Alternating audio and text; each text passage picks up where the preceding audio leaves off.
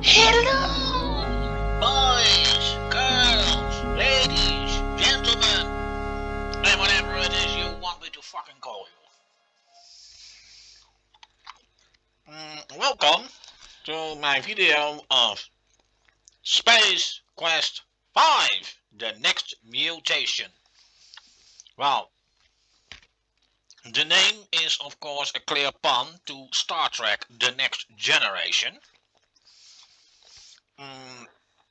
This game really shows much more how much of a parody it is to existing sci-fi works, and Star Trek is basically most prominent in this one,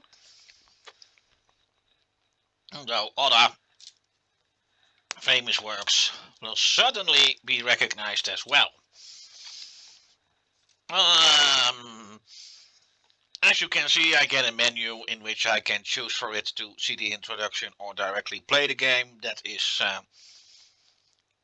actually a kind of politics that Sarah went into from the era in which Space Quest 5 was released and later. Although the game shows a Shera logo, the game was actually developed by Dynamics, a daughter company of Shera, and Shera only released it.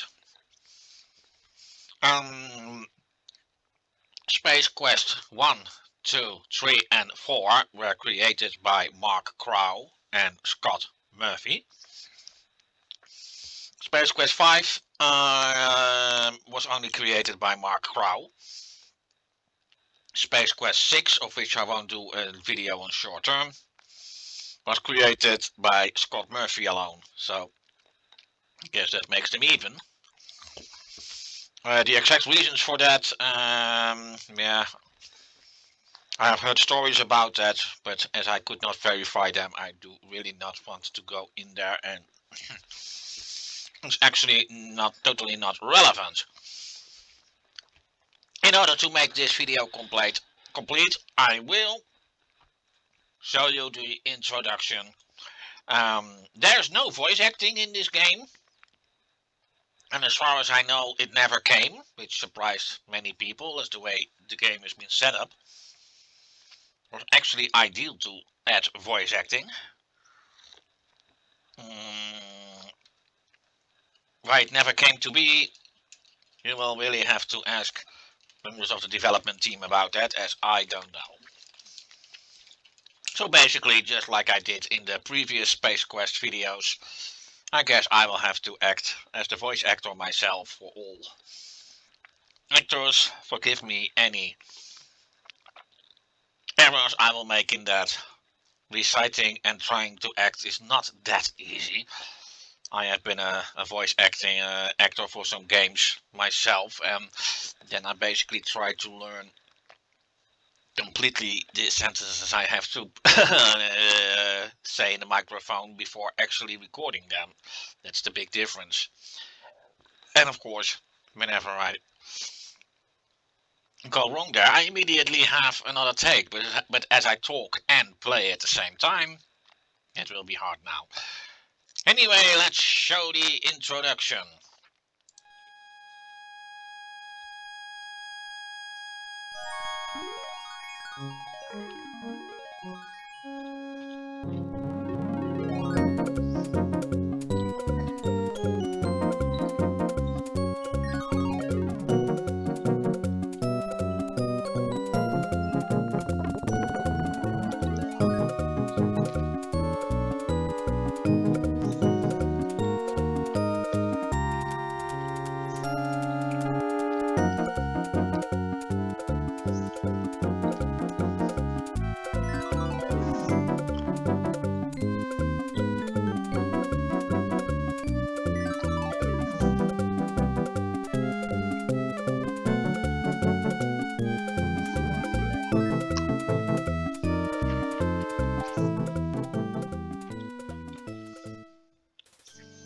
Captain's log, SCS Excalibur, start date 2709.67. Fleet Admiral Roger Wilco commanding. The Excalibur is on course to investigate mysterious disappearance of several ships in uncharted region of space, known as the Menudo Triangle. I no doubt have been selected for this mission due to my great achievement as a military leader and matchless diplomatic skills.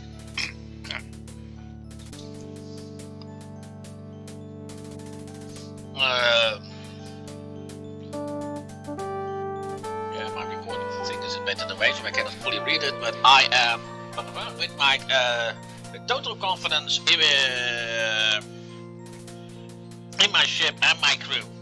Yet I am vaguely uneasy. I cannot put memories of traveling to the future and meeting my son out of my mind.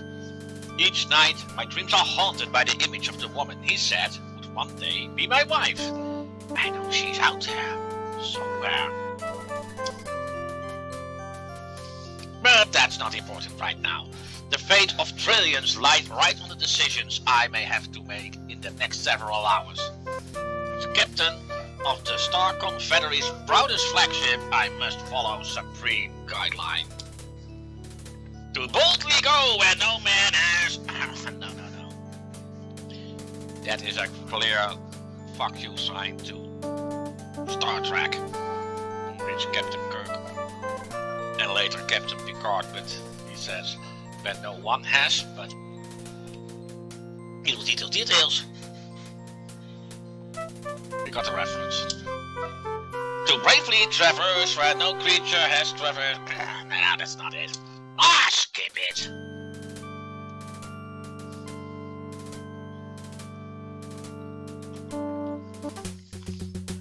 Admiral, strike strips coming in at point 35. Shields up, battle stations, lock weapons. Neutron beams locked, proton torpedoes armed. Maxwell fired neutron beams. Helm on the port.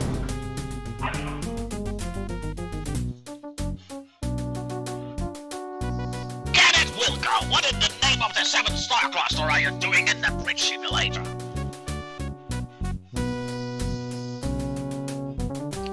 Get your sorry carcass out of there and get back to class where you belong, Space Cannon. And if I catch you in here again without permission, you'll be tossed out of the academy so fast that you will get what? Disorientation.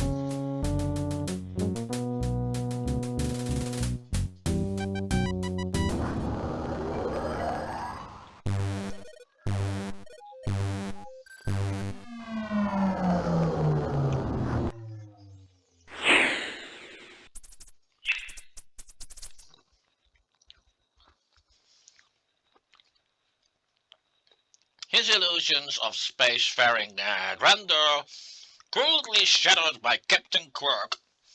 Roger Wilco exits from the bridge simulator into the hallways of the Star Confederacy Space Academy, where he has enrolled himself.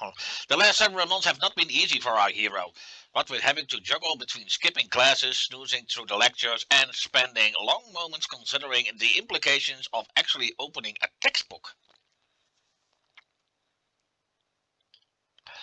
But our fearless former sanitation engineer has stumbled resolutely past these obstacles, pursuing his goal with unwavering determination, blissfully unaware that fate was about to hurl another spitball in his direction.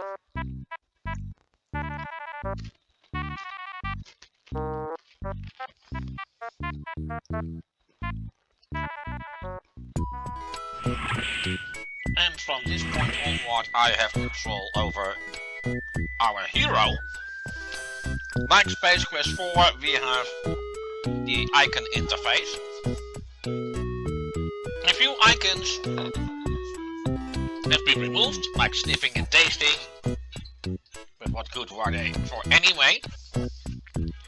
Well, walking, looking, taking stuff or doing stuff, talking to people, and this is ordering people, which I cannot do now, but I will actually be a commanding officer in this game. Then I have to give orders to people.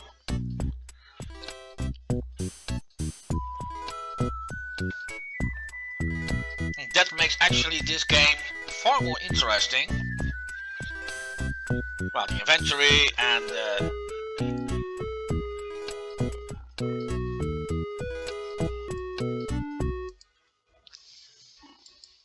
well,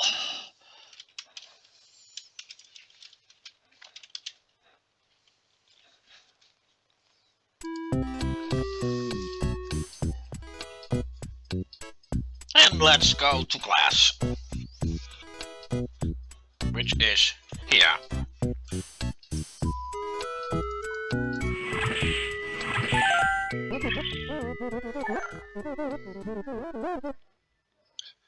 Sorry I'm late, Professor.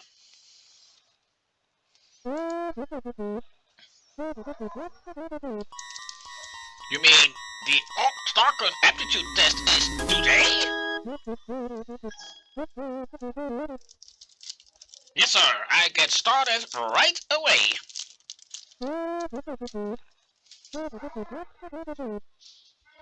What's that? Come to talk to you after class. Yes, sir. Now, before I get onto the test itself, this test is actually full of hints of stuff that come later. And I actually wonder why the save game routine is not working correctly.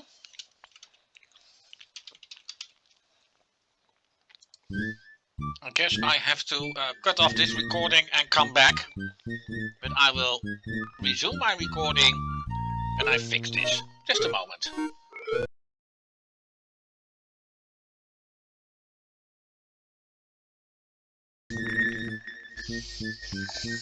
Okay, well I can now resume my recording. My trouble should be fixed now.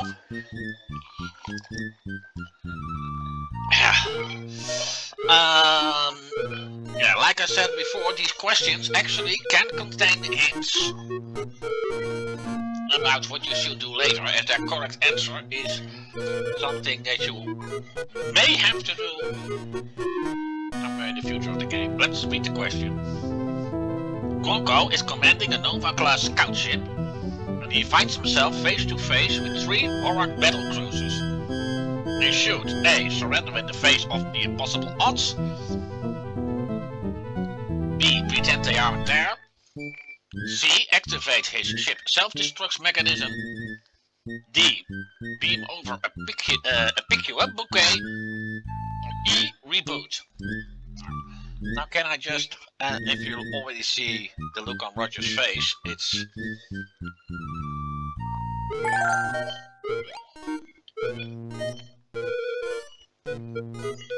Now you saw a guy on the left and a guy on the right. The guy on the left has all the correct answers. All answers the guy on the right gives are wrong. So it's beam over and pick you up. Okay, well this is not one of the questions. That is a hint for later, but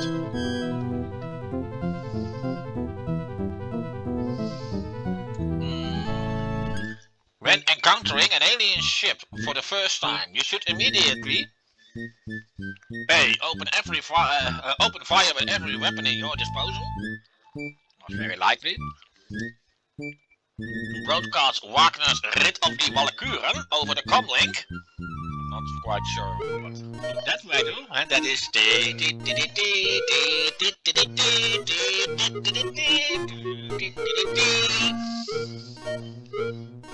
beam your entire crew over to their ship as a gesture of goodwill.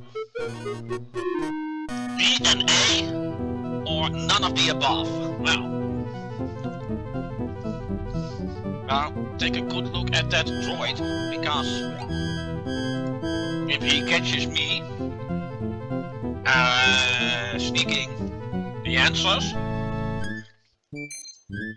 then I immediately fail the test and that means game over. This one is an important one, as this will be something to remember later in the game, as this is actually something that is going to happen. Before beaming down to an unexplored planet for the first time, you should be sure To A, to see that your seatbelt is fastened and tray tables are locked securely in the upright position. B, your fly. C, your life insurance coverage.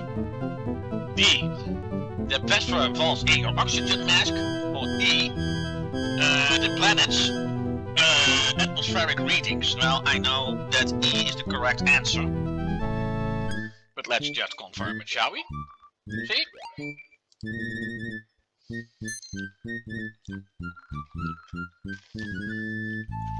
This one too is a hint for what is going to happen later in the game. Actually, as soon as I leave the academy, for that matter. You're marooned on an alien planet with no weapons and a killer android out for your blood. You should A, gather basic ingredients to make gunpowder and fashion a cannon from vines and sticks. B, stuff a banana in its exhaust pipe. C, drop a big rock on the robot and shout, "Hasta la vista, baby!" D, roll in the mud to camouflage yourself. E, climb a tree, flap your arms wildly, and scream "tweet tweet" at the top of your lungs in order to mimic the mating behavior of the ruby-throated Arcturian swine falcon as a diversionary tactic. Now, I know that basically B and C are the two things that I will have to do for real. I think that for the test, answer C is the correct one, though. Yes.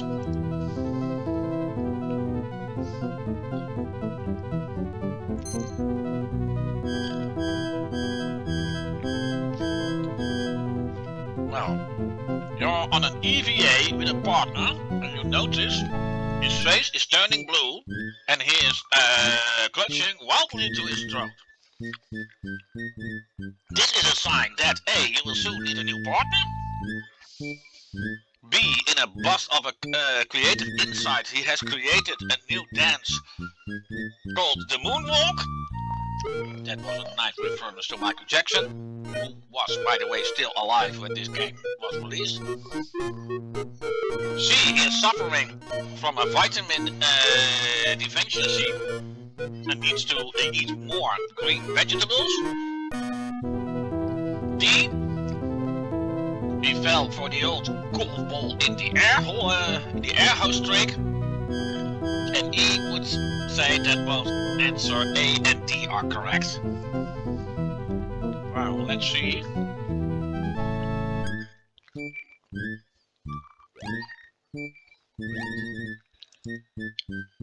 The last one.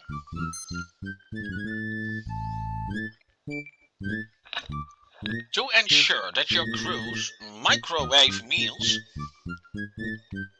are heated adequately and evenly on board your ship, you should A, wrap everything in aluminum foil. B, cook every meal at the maximum power setting for 45 minutes. C, put a live space varmint in each meal so you can more easily determine when it's done.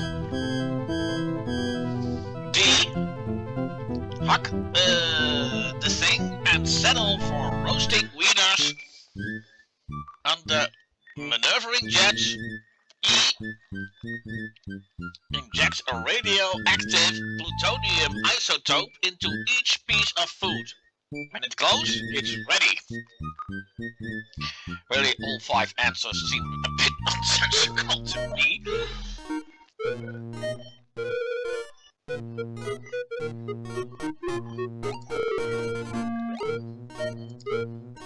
Answer C.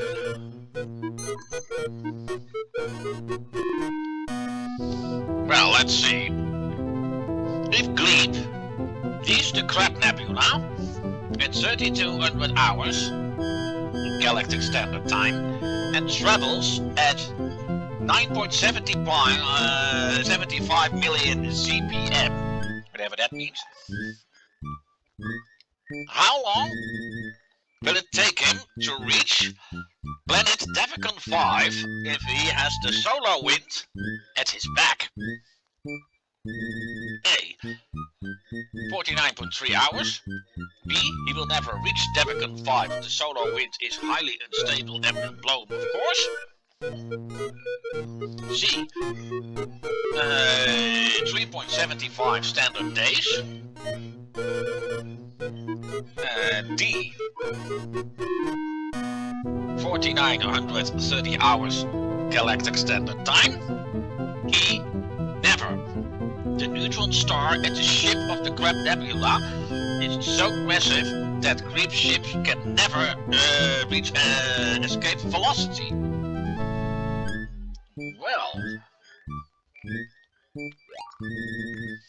and the last one is the correct answer. How fast does light travel through a vacuum? A. 186,000 miles per second. B.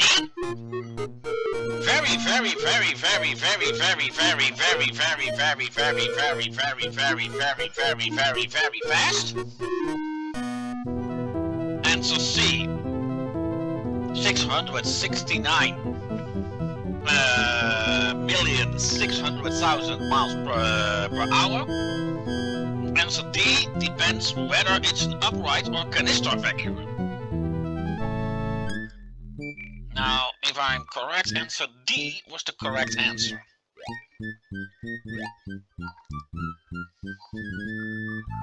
Of course, basically, answer B is quite subjective.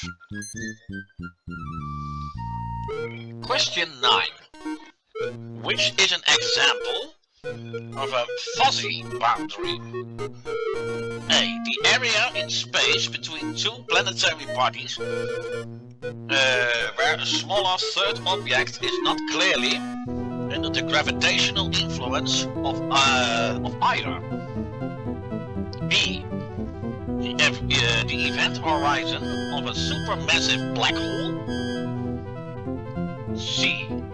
The place where a receding hairline gives way to bare scalp. D.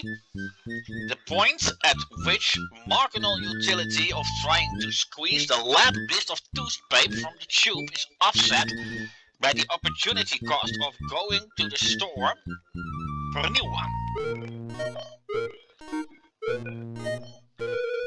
Well, let's see. A is the correct answer. And this is the last question. To successfully accomplish a manual molecular integration bypass on a standard transporter, you should A. Reverse the phase polarity of the interface grid. B. Jiggle the handle. C. Pray fervently to whatever deity you happen to believe in.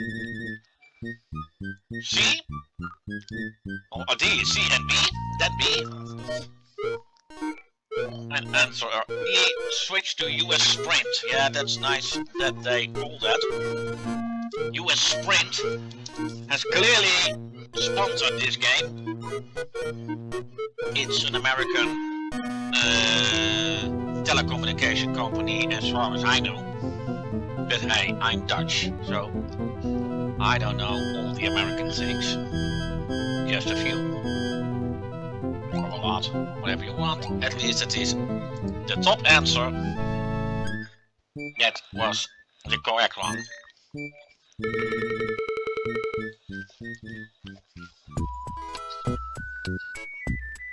Just over already?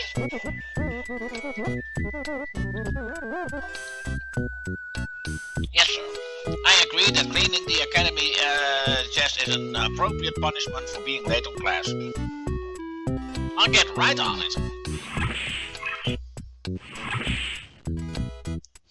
Well, let's first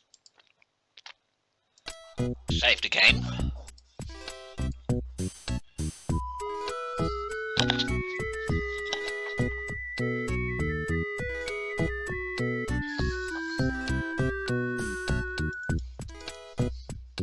Okay, that is the conference room. But I have no clearance for that. And yeah, well, Darth Vader and Obi-Wan Kenobi fighting. I will have to enter that room later. Is this the... Oh, that's the place to be.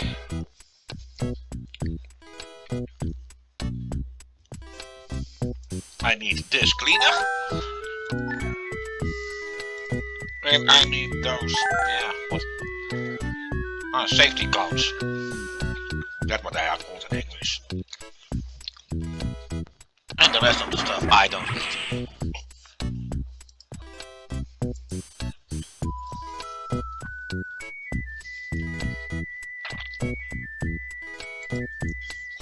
And now to go to the place I have to clean.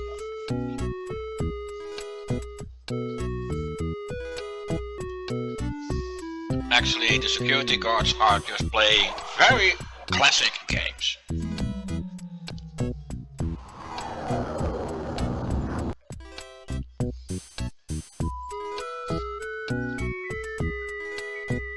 Now, before you start cleaning, you must place these cones. If you don't, everybody will walk over and make everything dirty again. In the end, resulting in Captain Quirk appearing and expelling me, causing a game over. Yeah.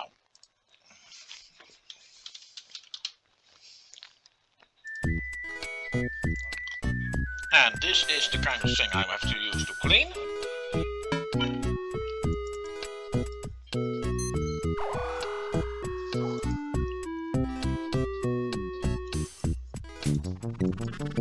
This thing is pretty hard to control.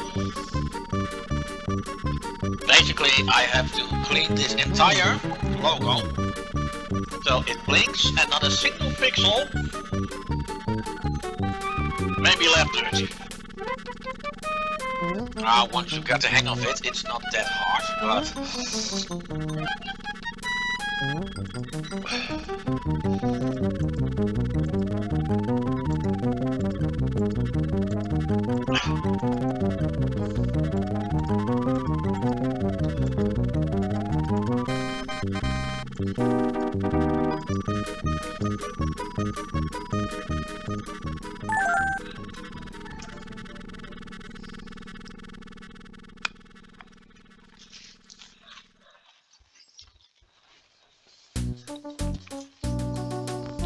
As you can see, Ambassador Winkmeister, we run a very tight ship here at the Academy.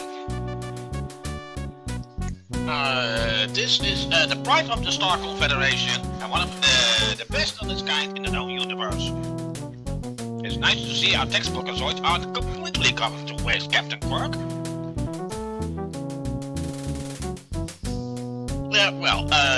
Mrs. Winkmeister, this is the main rotunda. It was dedicated on Stardate Ambassador.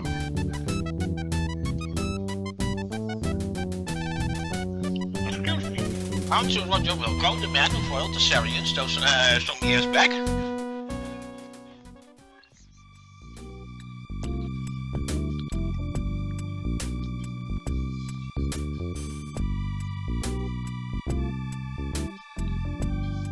Suddenly, it all comes rushing back.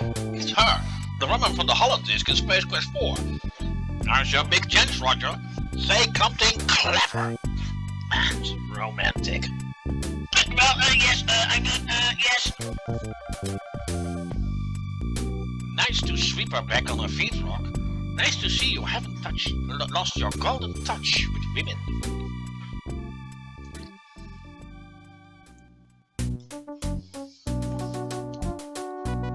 Except, Ambassador, that we should be heading. You're not at all what I expected, Wilco. See you around. Hold on a minute, get it.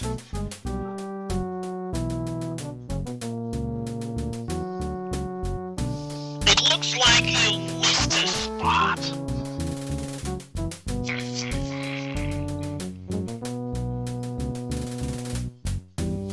Sir, you better watch your step. The floor is still really wet and just a little bit slippery.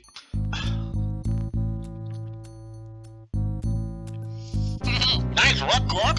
Is that a toupee or a roadkill?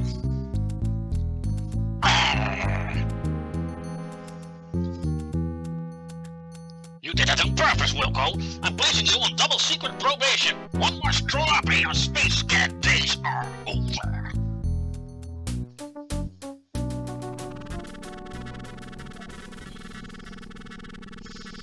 Of course, from the moment that Quirk mentioned the very suggestive surname of the ambassador, Winkmeister, I've been told that Shara really regretted that surname. But, to the point, you should have known that this would be your future wife. After all, in Space Quest 4,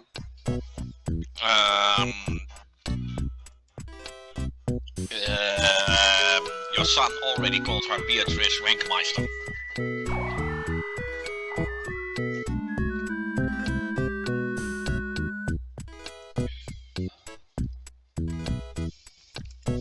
Of course, Quirk himself is your constant rival, and he will be bugging you throughout the entire game. And of course, it is very clear that he is a parody to James T. Kirk from the original Star Trek series. Now, I can't tell too much about him without spoiling the game, though. And watch that mouse going into the computer.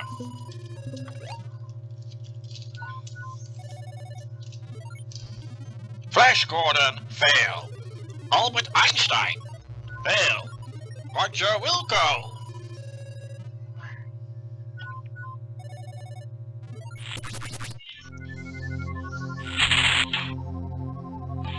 Huh? What was that? Excuse me, Captain, but you didn't raise your hand. Now, as I was saying, Ambassador Winkmeister, we are a fairly remote installation, and I simply can't spare the ships to launch to the kind of operation you suggest. I'm afraid you don't understand the potential ramifications of the problem, Admiral. If the sludge bandits continue to illegally dump toxic waste whenever and wherever they choose, the environmental consequences could be staggering. Entire planets could be devastated. I think you overstate the issue, Ambassador. Even so, we have more than enough ships on patrol to put a stop to these sludge bandits, as you call them. Look, Ambassador, we have top-notch ships staffed with the finest crews in the galaxy. Starcon accepts only the best and the brightest for fleet training. You, look, Rockhat, illegal dumping is going on in this sector right under our polyweed, and patrols have located dumping sites on 4 planets in the G6 quadrant alone. Hey, this is made from real hair. In any case, I'd like to hear more about those alleged dumping sites. Perhaps over dinner this evening? I've already transmitted the coordinates to Starcon's Central Command, along with a list of suspected sites that we haven't been able to check out yet. Well then, that settles it. Captain Quirk, you shall go to these sites and investigate Ambassador Winkmeister's allegations. Admiral, I'll be going along as an observer. I'm afraid that's impossible. Regulations strictly forbid civilian participation in military operations. Admiral, I think having the ambassador along would be a good idea. I'm sure the two of us could develop a very productive working relationship. Admiral, may I remind you that I'm an official representative of the people of Quadrant G6 with full ambassadorial status, and as such, not subject to... Now, Ambassador, I'm sure Captain Quirk will do everything necessary to resolve the situation. There's no need for you to hinder him on his mission. This is my system, my people we're talking about. I'm going on that ship, and that is all there's to it. Case closed. We adjourned. Good day, gentlemen.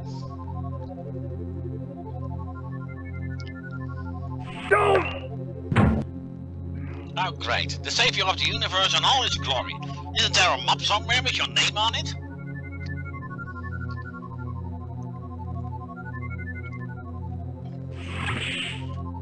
Way to go, Rock. Another sterling performance. Yeah, I caught the jerk trying to sneak some answers off my test. Here it comes.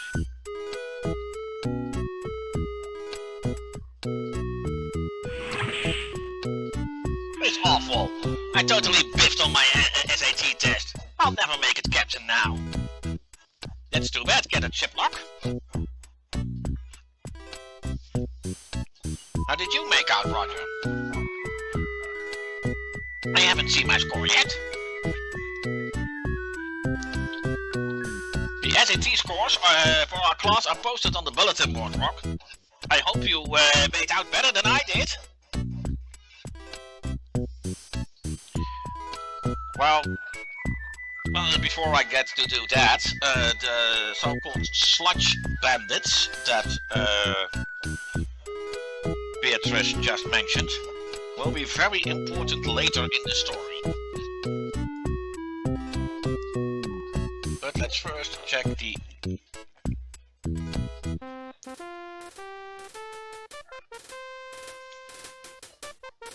Kenneth Wilco, on behalf of the administration, I would like to congratulate you on receiving a perfect score on your SAT. Not in the entire history of Starfleet Academy has a cadet achieved such high marks. You should be proud.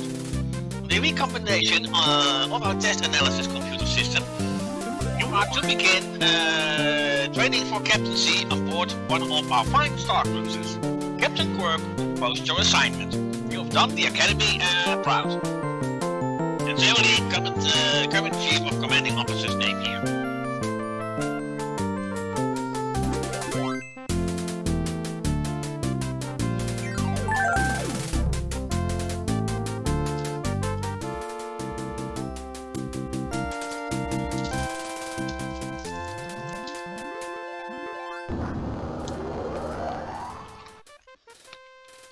And so, having undergone an intensive weekend, captain's training seminar on the planet of Oakhurst, Roger is shuttled to his new command, the SCS Eureka.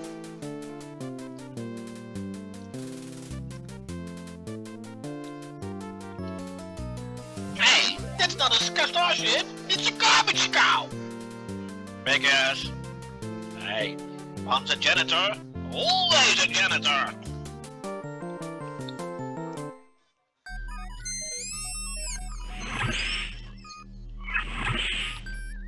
Hello, sir. I'm Subcorporal Drew, your navigations and weapons officer on this heap. Close the name. I'm your comm specialist, grade 4. Hello, crew. I'm your commanding officer, Captain Roger Wilco. I know some of you may not be excited to be serving on the Eureka as I am, but I promise you this, we are going to be the best gosh darn garbage cow in the entire Star Confederation. We have nothing to fear but fear itself. So hold your head high, man. We shall overcome. All we are is dust in the wind, born free, running wild with liberty for justice for all. So let's be all we can be. Remember, it's not just a job, it's an adventure. It was a share, really. Looks like we got a live one here, Flo. You said it, Drew.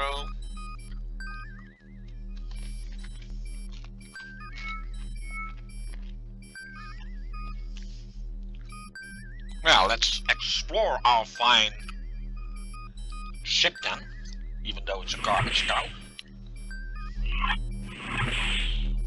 Well, looky here. Our brand sparkling new, squeaky clean, neatly pressed captain has arrived.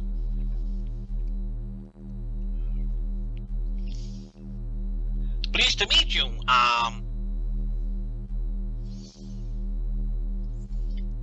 Please, my friends, call me Cliffy. But you can call me Clifford. I'm chief engineer for the Eureka. What?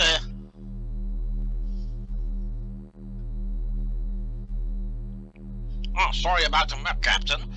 I dropped my wrench down the head. Now, if you'll excuse me, sir, I have some work to get back to.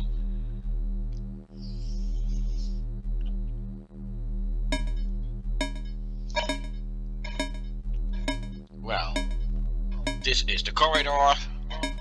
This is a small cylinder, but I have no business there yet. That will come at the end of the game. Then we have a kind of, well, I just like to call it the basement, by lack of a better word.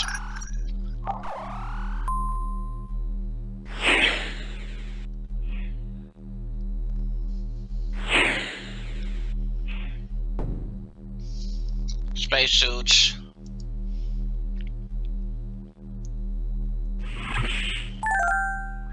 An oxygen tank. Well, he took it and I will lead it later. And this is an oxygen mask, which I will also need later.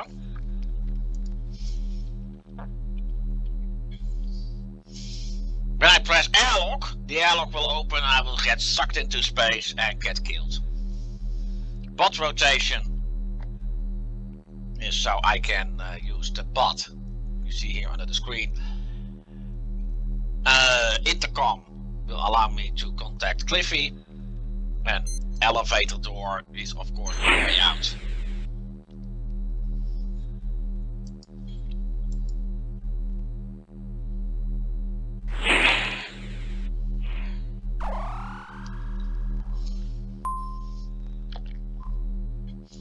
Well, this here is the refuse containment compartment. After all, we are a garbage cow. All the garbage will be collected there.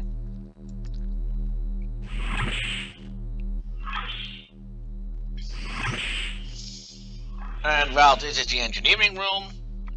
Nice to see a nice game of Pong over here. This is the transporter, which is of no use at this point of the game. And the other stuff will also be needed later. And so far, the little tour of the ship.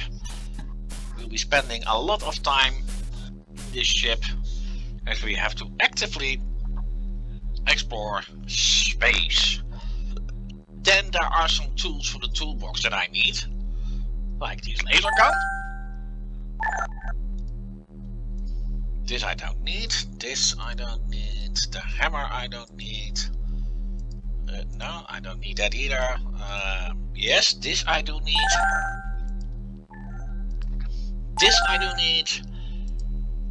This I don't need. This I don't need. No, I don't need that. No. What? No. No. No. No. No. Do this, yes,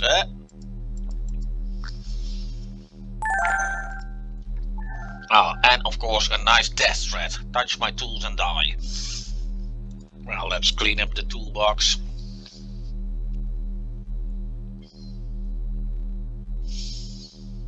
And exit.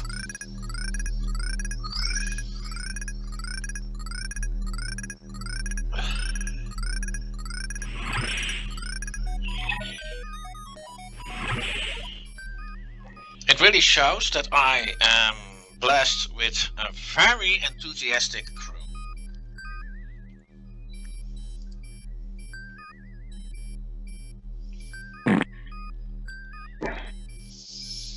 Now, before I continue, I have to look up something important.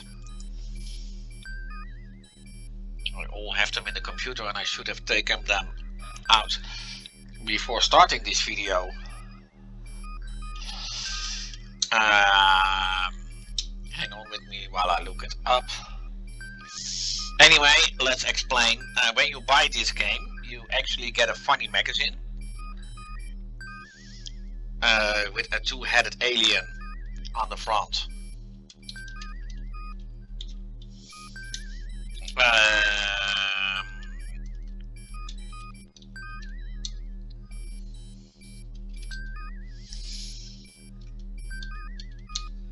Saying what a miracle, a baby born with one head only, and that head happens to be the head of Ken Williams. It was also imprinted on it that the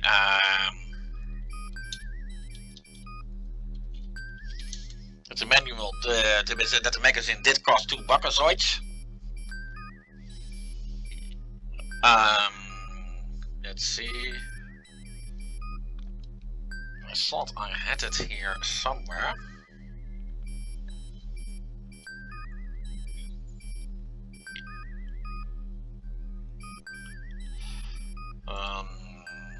Well, that is a bit sucky.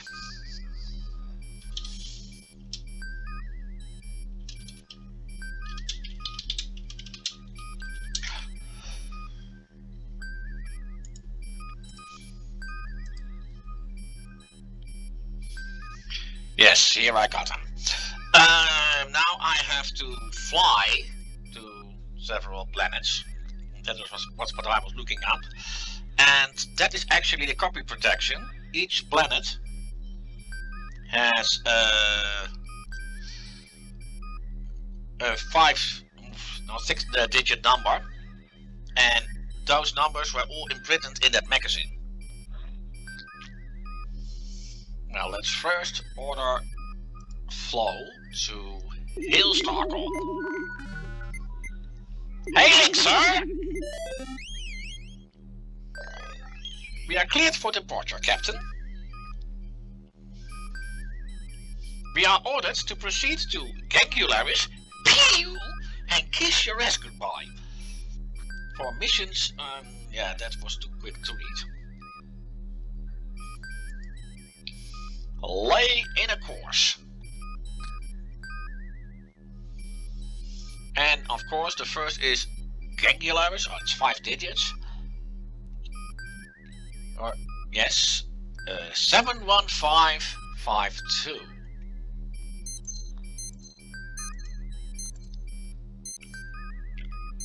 Enter. Coordinates locked in, sir. Ready to get underway.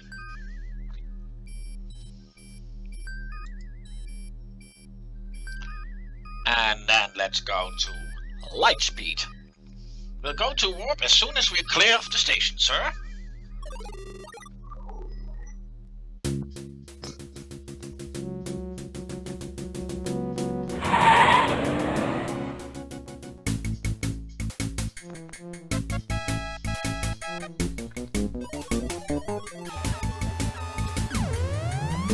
You may hurt, fry, terminate. Wow.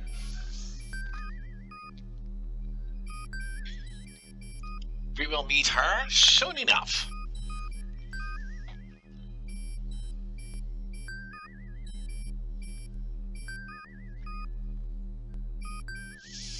Now basically while flying at warp speed, I simply have to wait until Drew turns around and tells me that we are approaching our destination. As he does now. And then it basically always comes to giving the order to go to regular speed, and what happens after that, that can differ a bit per mission.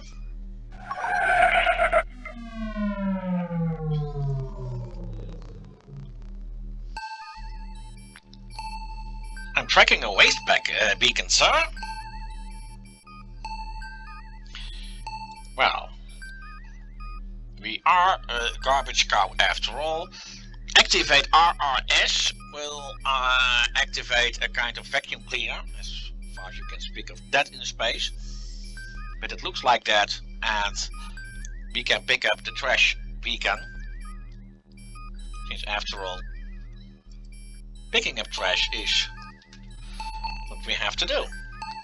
Hi, sir.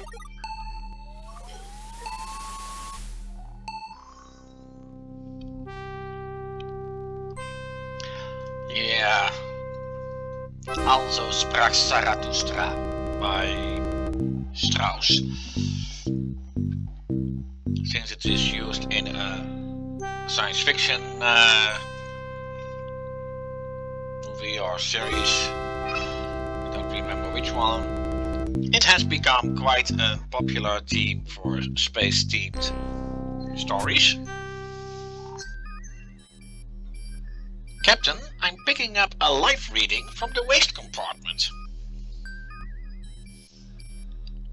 Captain, you'd better come down here. There are some strange scratchings and whining noises coming out of the trash bin.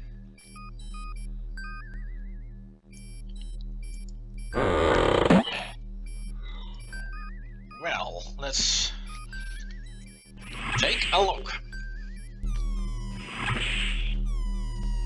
There's definitely something in there, Captain.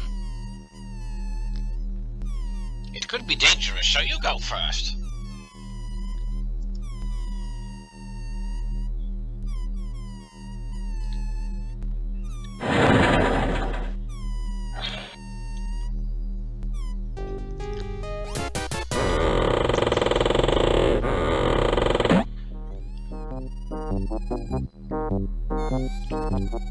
What,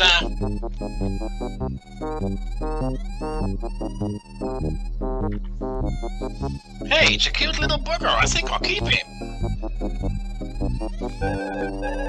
I'll call him Spike.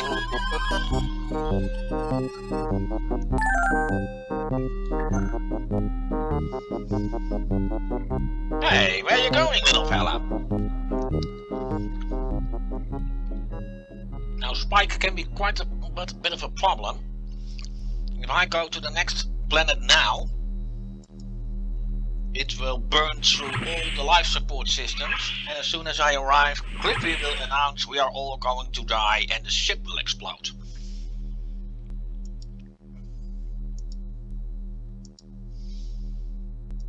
So I really have to do something about him.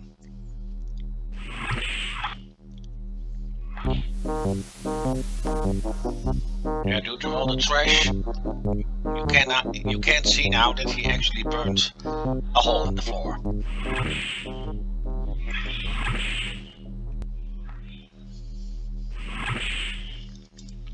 Well,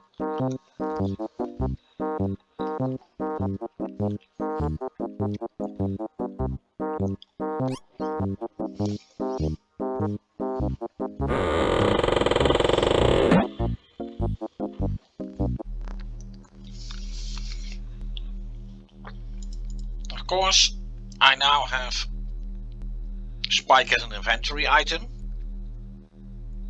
I actually need to keep it cool.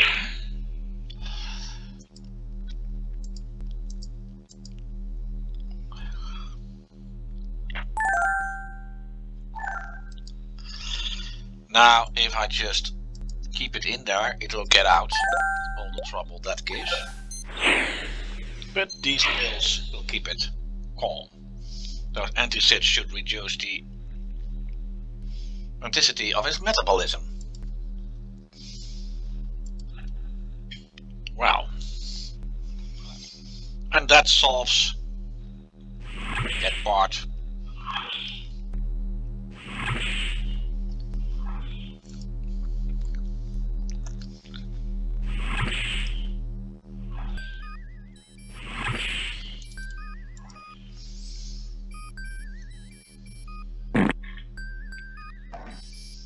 Thanks for leaving this mess back there for me to clean up. Real captain-like of you. Thanks for taking care of your critter, Captain. I finally managed to patch up the deck.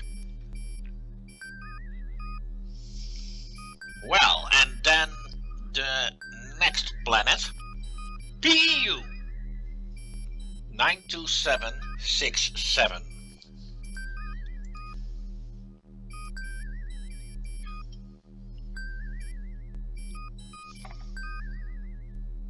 Nine two seven six seven. Coordinates locked in, so we're ready to get underway.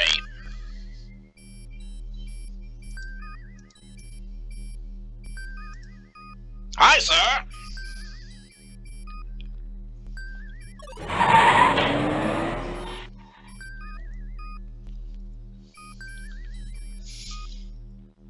Of course, these two missions aren't too hard. That's just to get a bit used to the game mechanics. Nice to note are also these three buttons. The green button is to call Cliffy. Second button should be to call an official that I don't have available yet.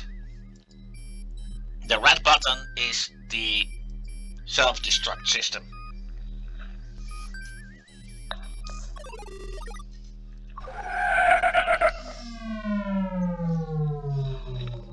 Which is in most cases, of course, pretty... I'm tracking a waste beacon, sir. Well, that's just... Of course, the planet names have, of course, been picked for a reason. TU, which is clearly an outcry because something is disgusting.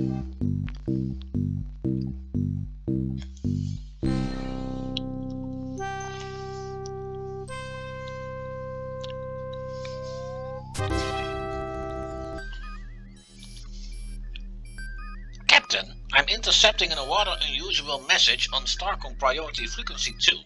I'm putting him on screen. Maggot to dung heap! Come in, dung heap!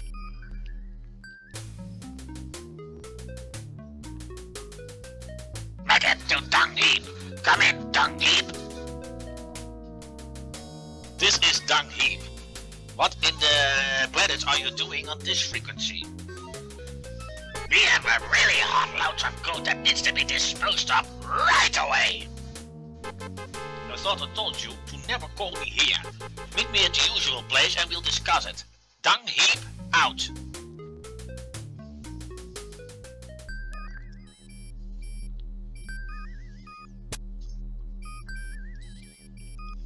I'm sorry, Captain, but I wasn't able to pinpoint the source of the transmission. Now, these two characters, Maggot, which was the alien we saw on screen, and this dung heap, which appears to be a Starcom official,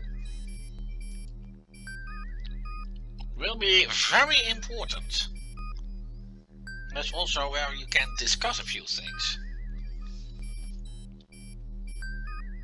What do you make of this transmission flaw? I don't know, sir. The content was really strange, especially since a Starcom command frequency was used.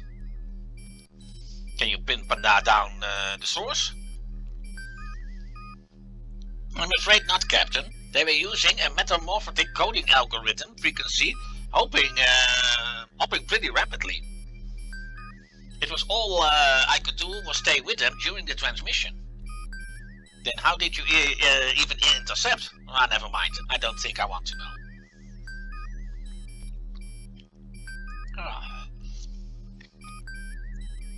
What did that message sound to you, Drew?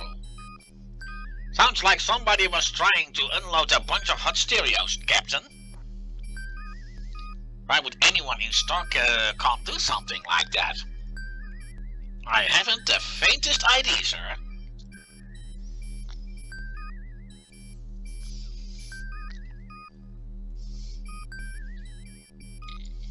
Well, what that was all about. And of course, now we have to go to the planet of Kiss Your Ass Goodbye. Of which it should of course be noted that it was a deliberate misspelling of kiss your ass goodbye? Yes, this is where we are going to meet that female Terminator. However, I was assigned to go there, so let's go. 20011.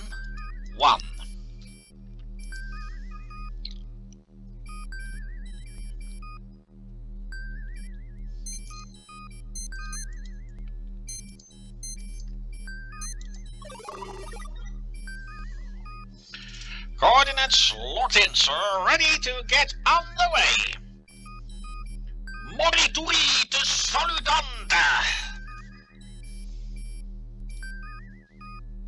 Aye, sir.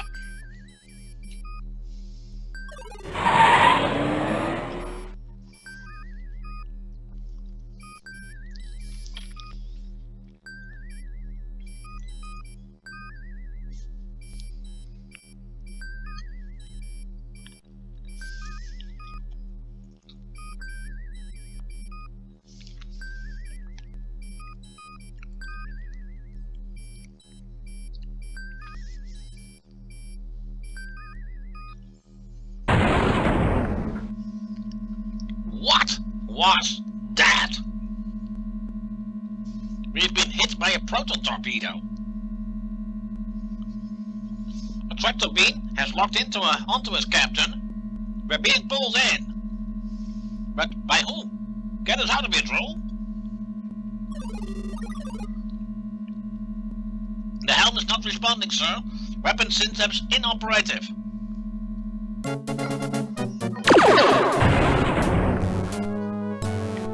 We're being held, sir. I'm putting it on screen. Roger, Wilco. Under the authority of URGS, excluding the revised galactic statute. Yes, I hereby command you to beam down and surrender your person for arrest. Failure to comply with these instructions will result in the destruction of your ship and everyone on board.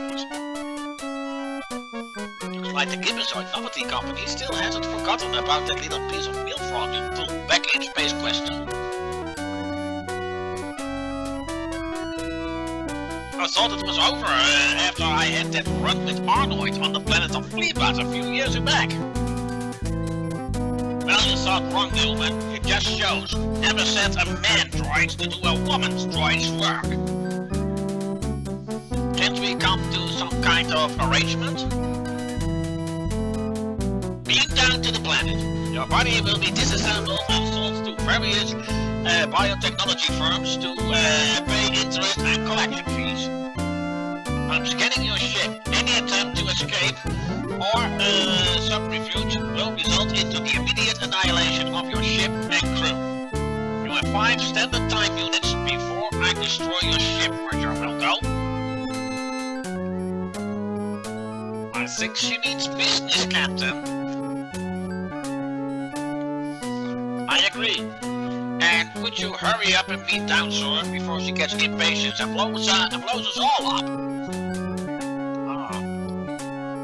Support I have for my crew is heartwarming. Well, she's not going to get me without a fight.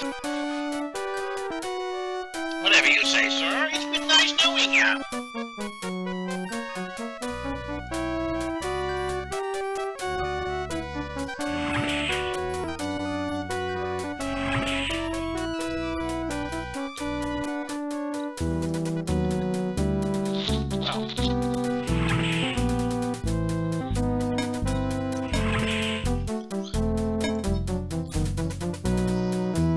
What in tarnation is going on, sir? Who locked the tractor beam on us? An Alliance android is after me for something I did a long time ago, Clippy.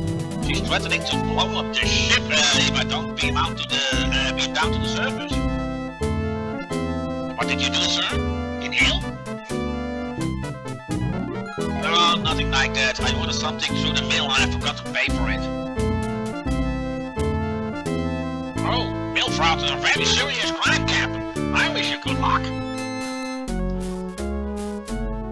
Well, in order to beam down to the planet, simply have to stand on the transporter port and use the water command on it.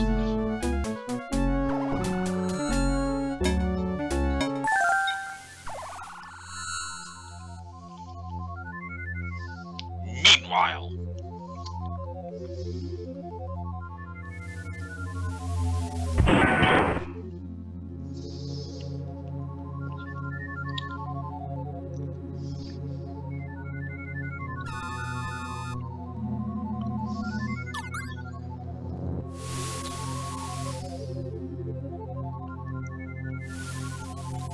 well, you gotta take note of what just happened. And basically every step I take here is critical. One wrong move and that killer droid will get me.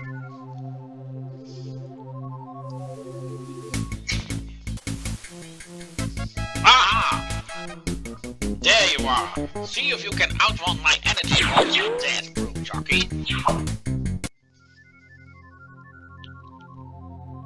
Basically, you will always see the plants moving. Yeah, the fact is, yes, cloaking capabilities only make matters worse. I wouldn't give a tin buckezoid for your life right now, Rock. Well, you remember the test. What should I do? Throw a rock onto it and yell, "Hasta la vista, baby." Of course, the first Terminator was already a parody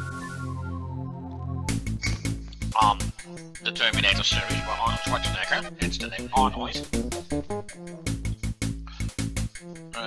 Yeah, you gotta look well now. She is following me into that cave. I did forget something though. So let's...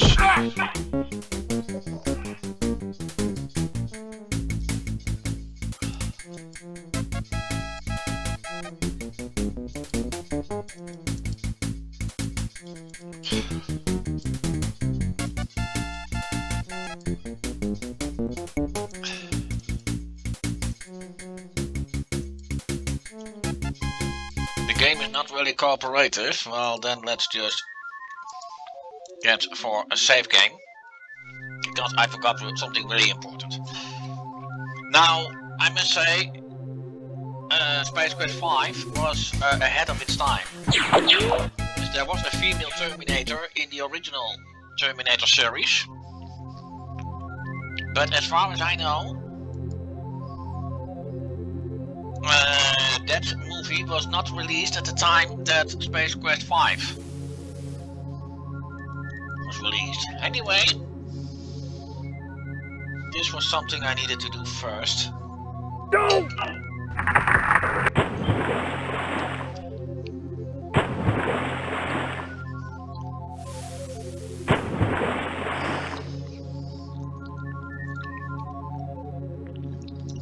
Because I need that stick.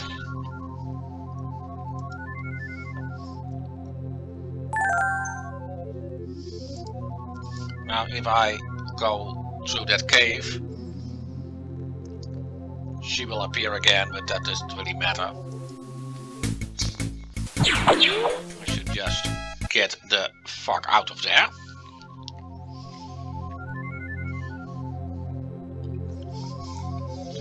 Basically, she will always appear at fixed spots only. So once you have discovered the pattern in which she moves, things are a bit easier.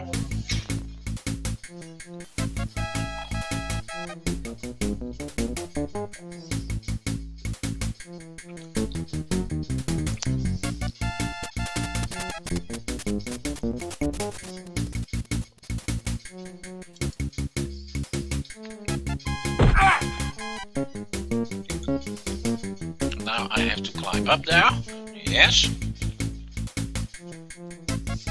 And like the test said, drop a rock onto her and say hasta la vista, baby.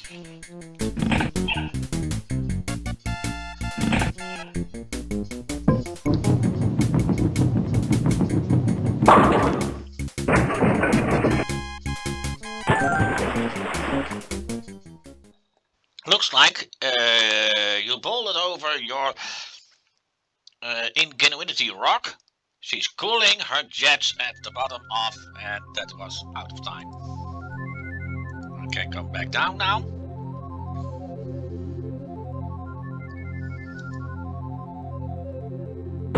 The test also said something about a banana, so let's get that banana first.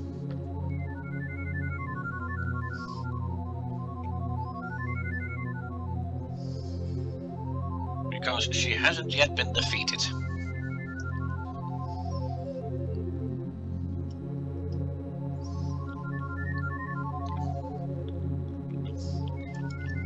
It is only half time.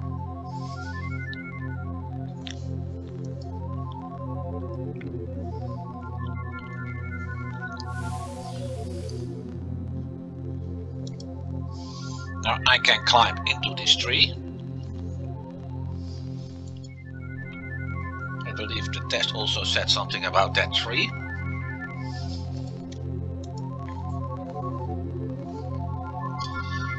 And now I have to try to grab a banana.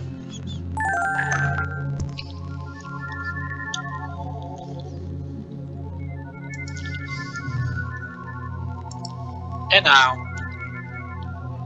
to get back.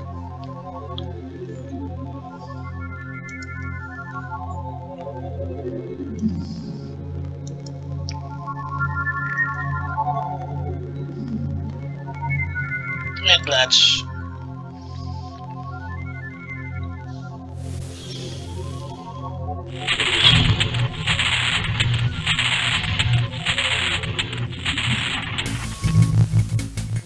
by stretching your limited ingenuity to the fullest, you managed to knock out W40's cloaking mechanism.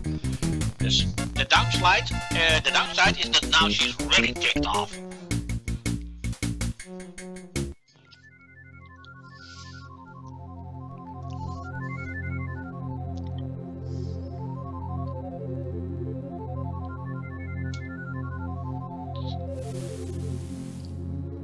Now let's get into this tree log.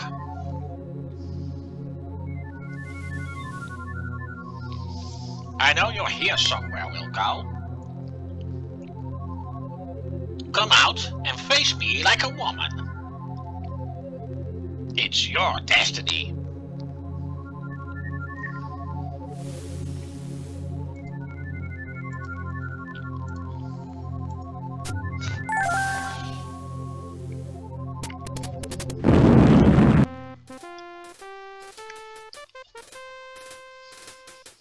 Wow.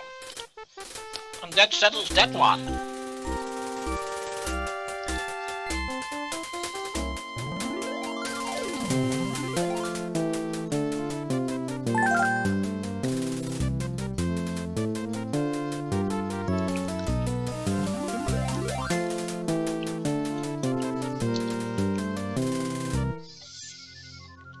Let's just head all the way down.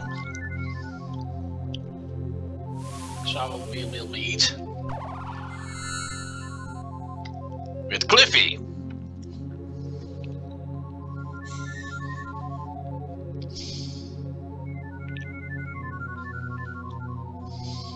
Hey, Captain. Well, I'll be. You're still in one piece. The ship scanners picked up a large explosion, and we drew lots to see who got down and to collect your remains. Are you lost? No, I won, but I'm relieved to see you anyway, sir. It will save a lot of uncomfortable explanations back at Starcon. I see you got the robot's head there, sir. I'll be looking for it. Now I'll beam up the ship and then finish picking up the... yeah. Anyway, Cliffy is going to collect all the parts of WD-40. Of course, been named after the liquid stuff with the same name. You think you heard Cliffy beaming in? It might be a good idea to meet him. Oh. Hey Cliffy, I have something for you.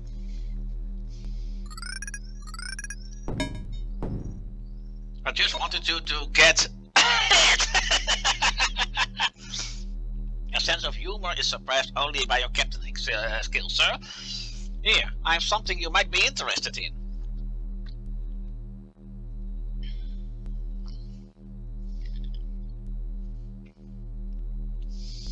I was putting this W40 unit back together, and I had a couple of pieces left over. Thought you might take one as a souvenir. Thanks, I guess.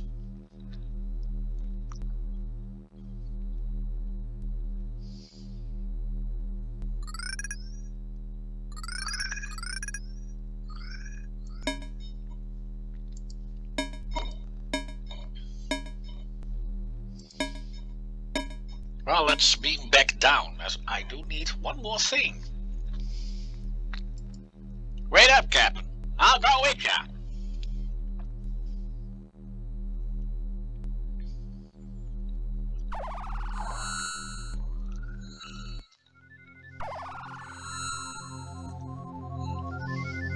Hey, why did we beam in there? I wonder if this little device had anything to do with it.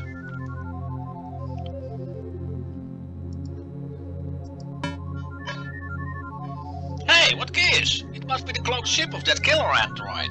Neat!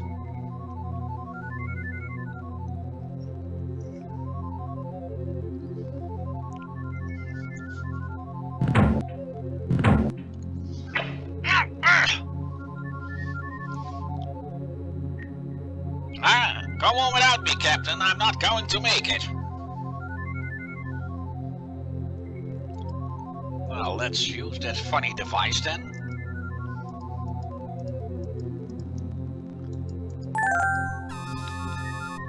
I just had to click on myself.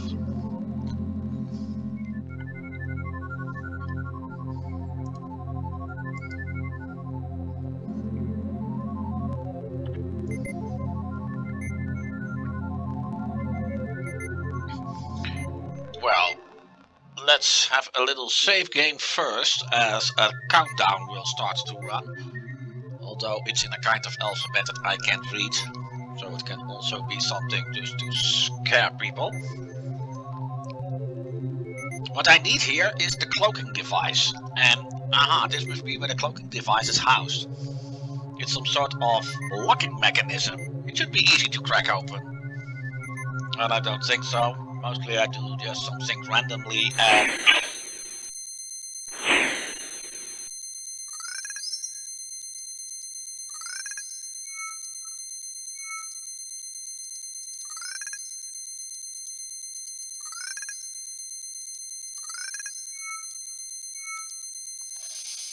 That was pretty fast. And now let's get the cloaking device. Good job. Now get out of here.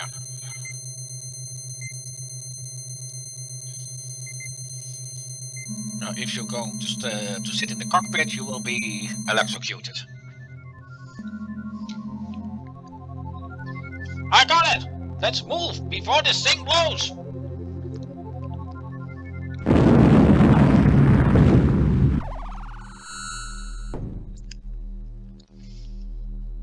Oh. Whoa, good, Jeep. Did that hurt? It looked really painful. Fine, perfect. Now help me up. Sure thing, here you go.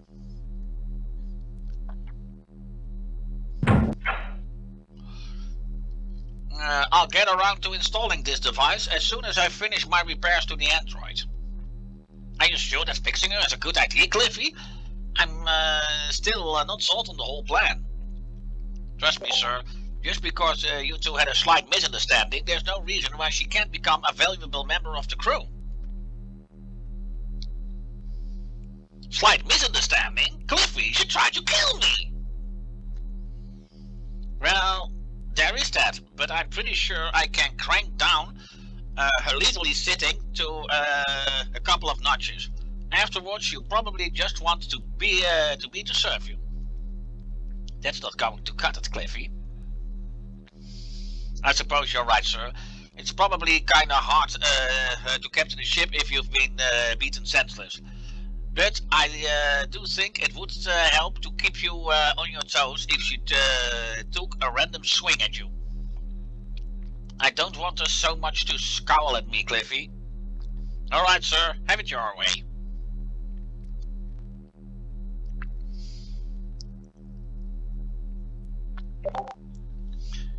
Well, and with that,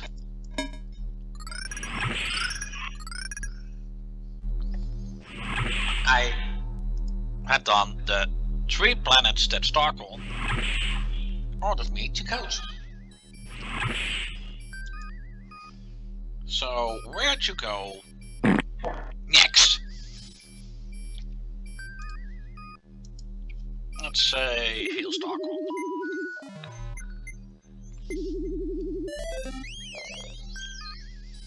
They're not answering, but then again, I don't blame them. Basically, Drew will give the hint when I say lay in a course. You know, Captain, I could really use a break. How about heading to the space bar for a quick drink? Well, let's look up the code for the space bar. Which is of course also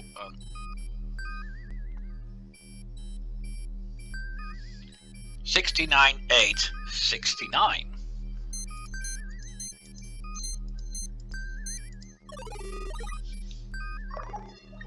Coordinates locked in, sir. Ready to get on the way.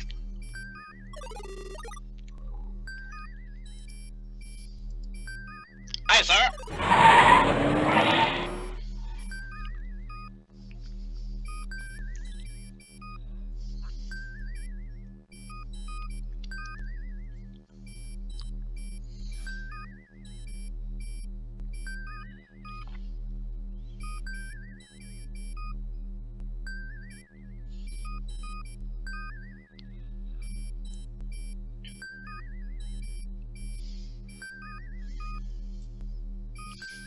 We are approaching our destination, Captain.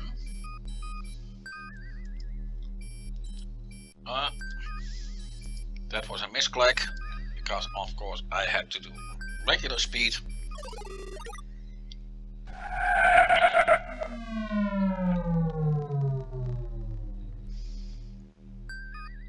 Well, and there is the space bar.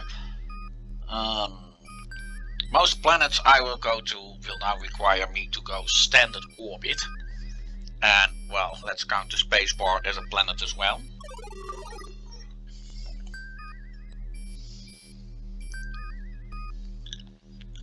Let's party! Last one down to the station is a rotten orange over. Whatever that is. Well, I can't leave this place until I did the thing here.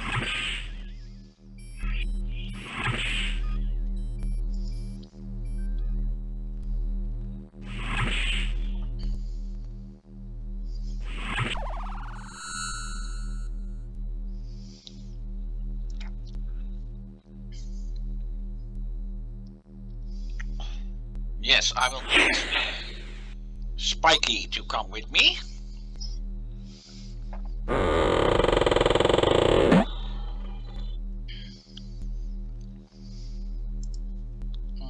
Let's beam down.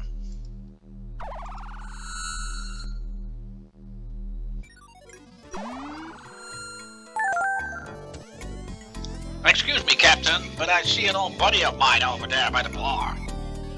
Uh-oh, here we go again.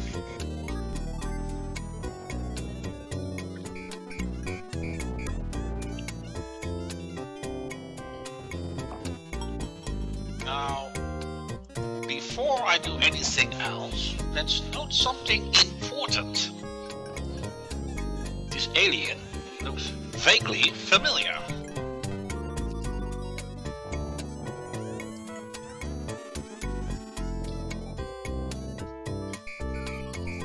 Captain Quirk is sharing a drink with a familiar-looking alien. Yeah, that alien looks a lot like Maggot. Does that mean that Quirk is actually that so-called dung heap? Well, no, let's just have a new save. the space bar. That won't be of any help. If I just move on this.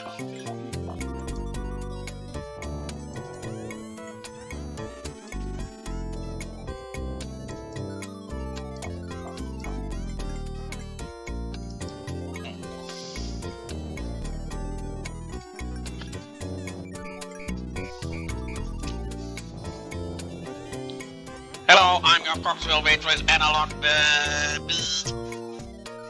What's your poison, humanoids? I'll have a double bourbon on the rocks. I'll have a fuzzy nostril. Give me a green goblin. Here are your drinks. The charges will be deducted from your Starcon account. If you feel the urge to hurl, please feel free to use the restrooms, humans.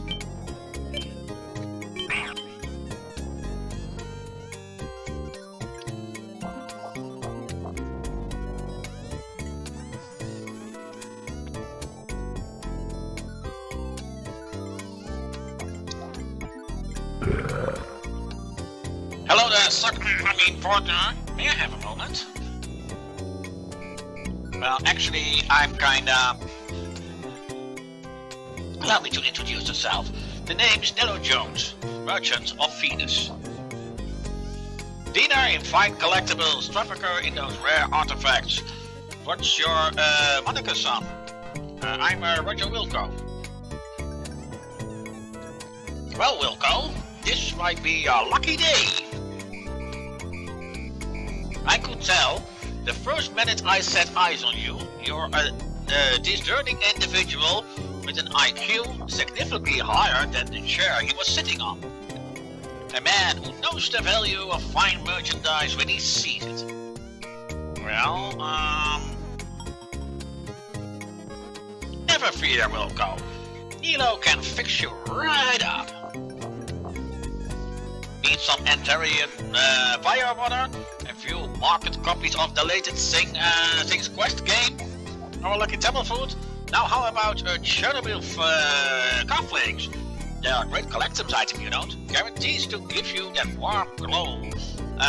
Like only radiation. I don't think so. I see you're looking for something special, Roger. Can I call you Roger? I've got just the thing. Dehydrated space monkeys. They're all the rage of the colony worlds. You don't have to feed them, and there's no mass. For you, 15 Buckazoids. I'm not sure. You drive a hard bargain, Rob. I tell you what, you take a free sample of space monkeys, and I am and my business card. Then you buy something for your lady friend the next time you pass through here. Thanks. Realizing he's not going to make a big score here, the sales piece moves off to find another fixture. Now those space monkeys are a parody to sea monkeys, which you just had to add to water, and then some living creatures would actually come there, and they have been a big hit. Well, look who is it, look who it isn't. Let off, laser brain. Enjoying your new command, Trashman? I recommended you for the job. That's sanitation engineer to you, Trump. Ooh, an aristocrat! I bet Mr. Wankmeister would be really impressed. She and I are having a great time working together closely on the Collier. Kirk, you have to look up an orbit and a minute to match. Why, you little. I could have you brought up on charges for that. I demand satisfaction. I challenge you to a game of Battle Cruiser, Wimp. Fine, I'm going to kick you off the aft side of the next quadrant, Kirk. We'll see about that. broom jockey.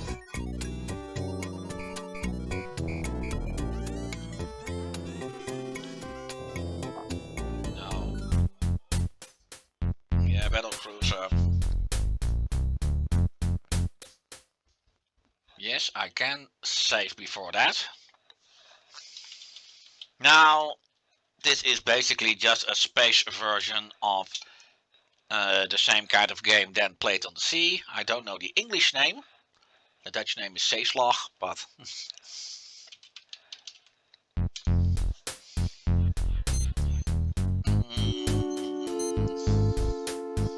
I have 3 sectors in which I can place spaceships.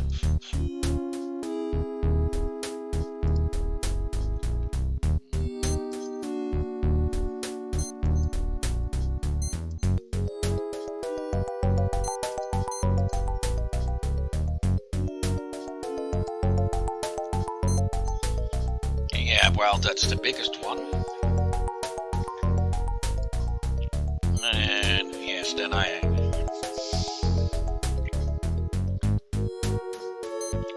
of course, it is a kind of a guess where to go. Where his ships could be hidden, it is different on every playthrough. I do, however, have 2 probes, and every time I destroy a ship, I can get 1 more. That may allow me to find his ships faster, since I never use his, so that is.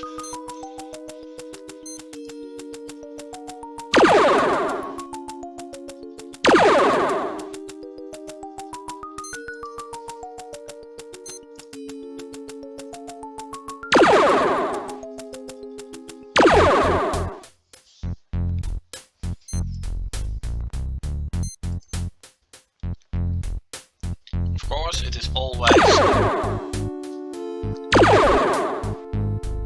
a good idea to try to create some areas where none of his ships can be.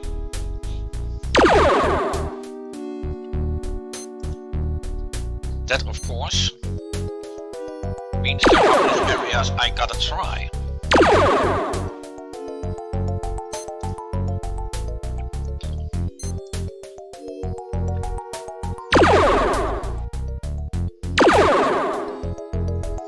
Whoa, that was a close one.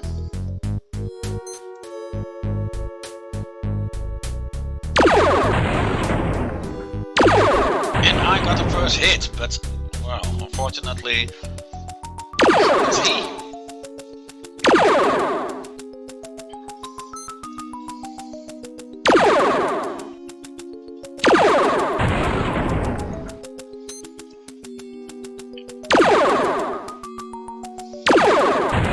Well, I guess that makes things easier then.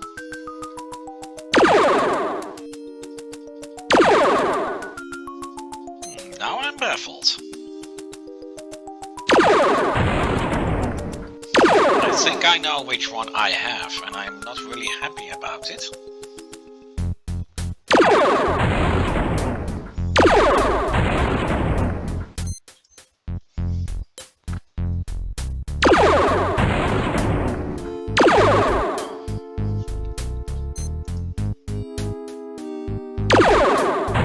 As it is probably the biggest one. Yes, quite.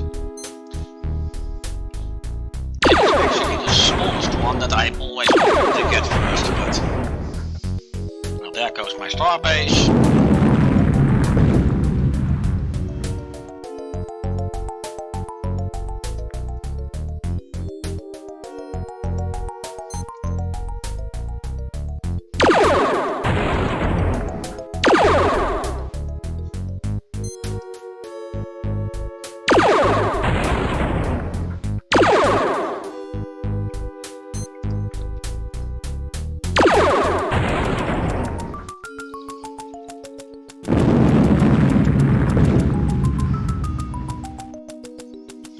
Blast you! You nailed my large battle cruiser, you weed! And there he has the second. Oh wait, let's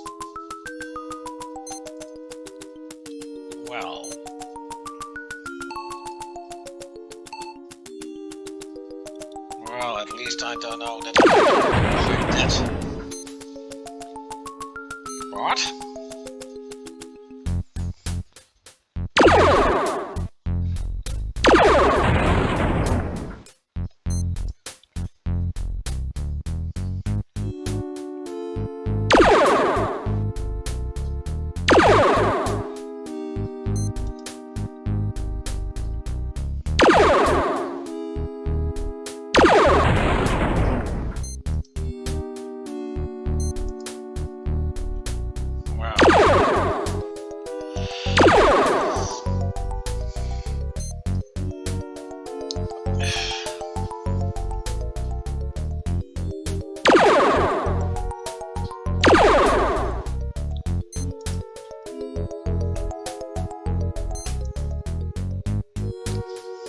At least I know it's not likely to be here, but how about here?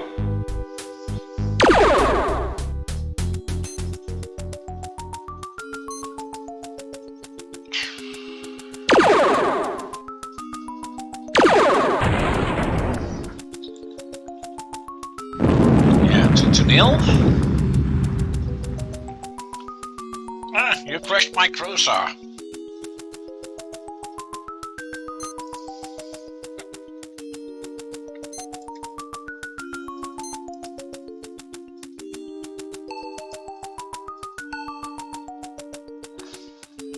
Nothing here either.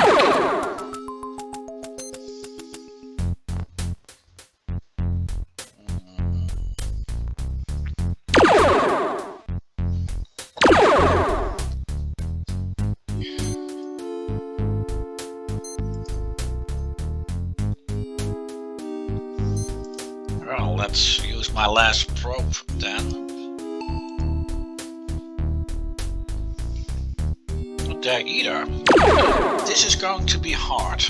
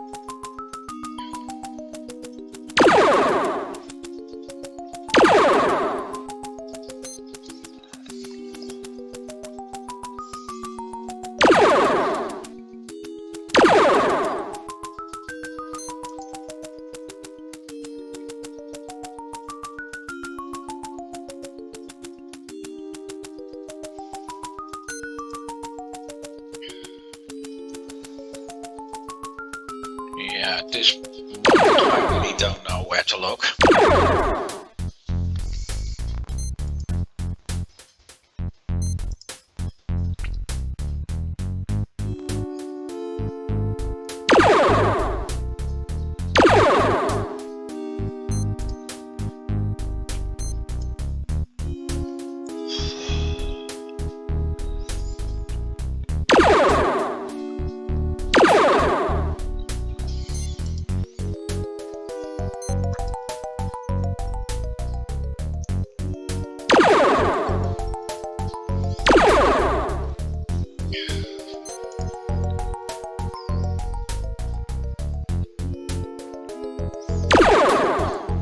Yeah, that was stupid. As my probe already indicated, nothing was there. Now it's not entirely wasted.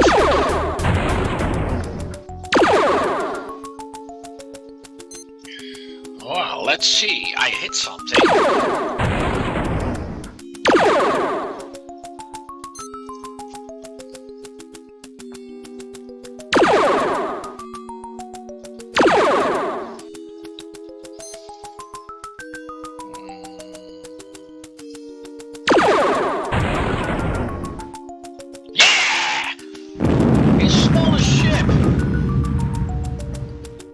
That gives me that.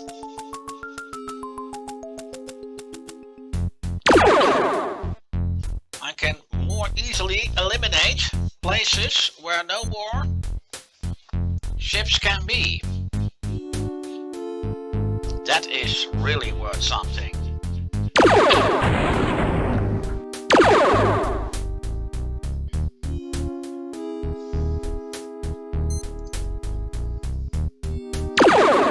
What is this? At least it cannot be the starbase. Or it can be. But I was a bit too hasty in reply. Now the question is it the starbase or is it that... It's the starbase. Oof.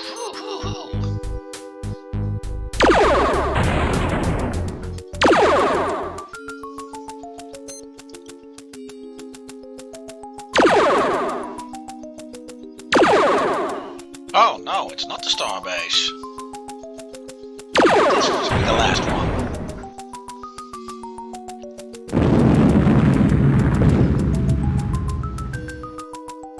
You're destroyed my destroyer, punk!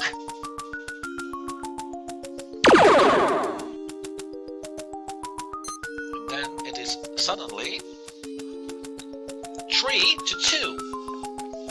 And technically close to match point for me. Of course, the big question is now where the starbase could be.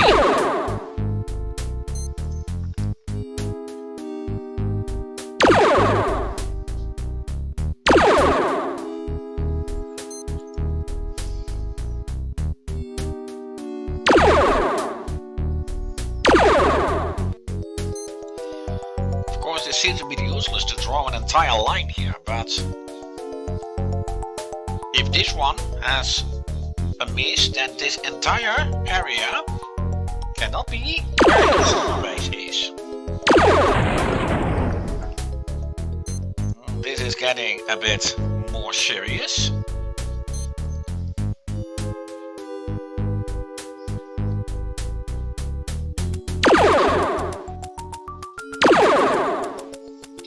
Yeah, that was already a bit unlikely. Not really.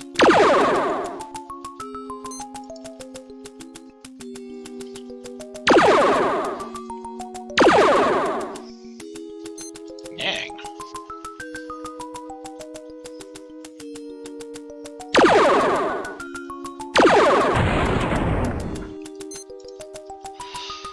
Well, this entire area cannot be it.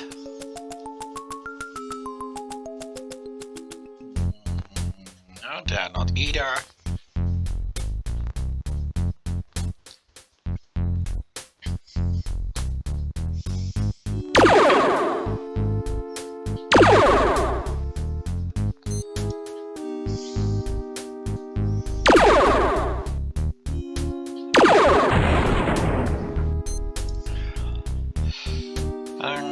Let's see.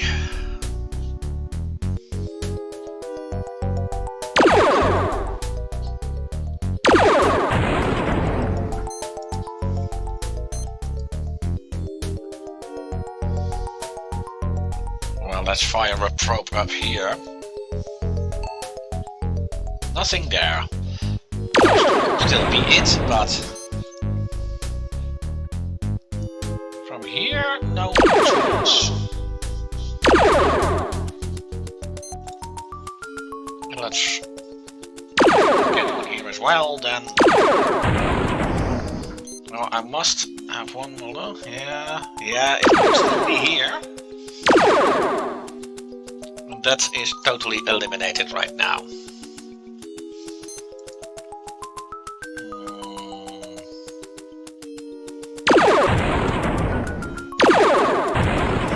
Okay, well, he will never be in time before I blow his...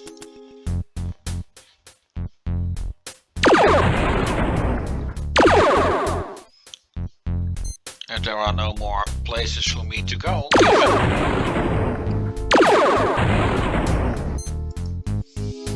He may still blow up that ship. Now it's match point, and he always needs 3 more hits, 4 more right now, to get me out.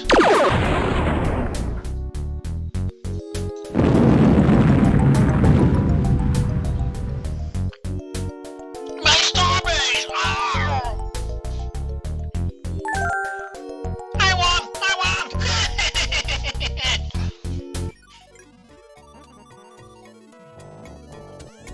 Why, you dirty no good?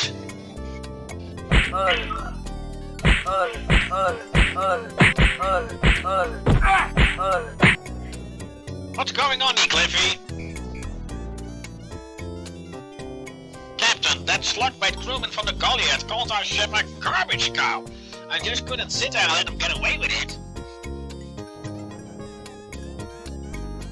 Cliffy, the Eureka is a garbage cow. Yeah, I forgot. But he didn't have to go rubbing our noses in it. Alright, enough, guards. Place this man under arrest and toss him into the brig. Wait a minute, Quirk. You can't just... I can, and I did. Now just stow it, Wilcom. Or you'll end up alongside him in detention. Now, if you'll excuse me, I have to get up my ship. I wouldn't want to keep the ambassador waiting.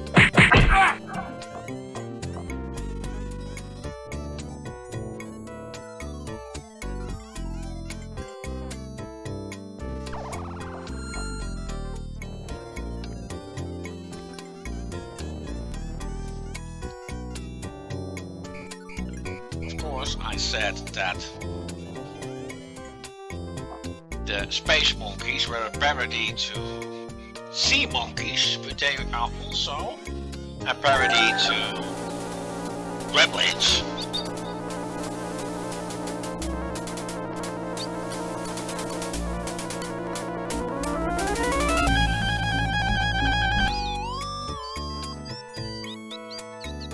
Who's the moron who will let that dang space monkeys loose?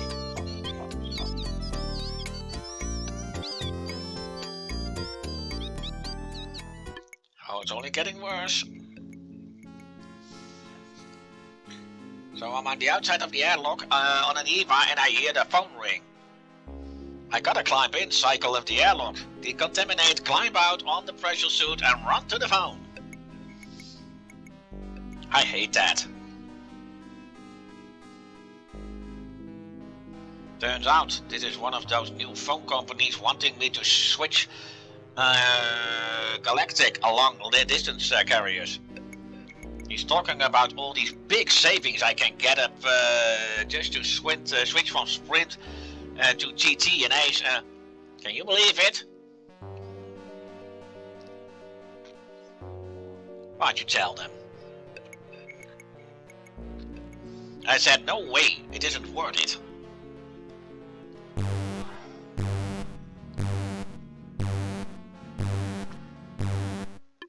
Alert, alert, alert! Come on, let's go see what it is. Maybe we'll get somebody to beat up.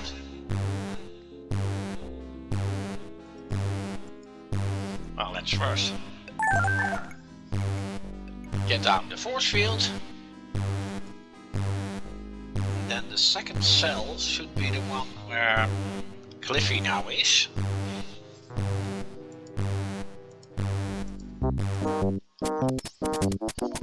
Hey, that thing can poop acid after all.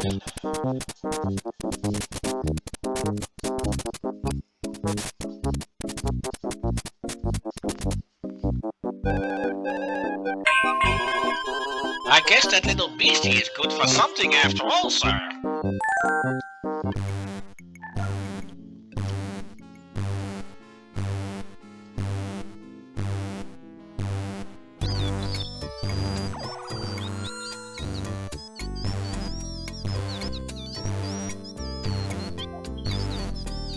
I'm hurrying! Yeah, well, there are only more and more space monkeys.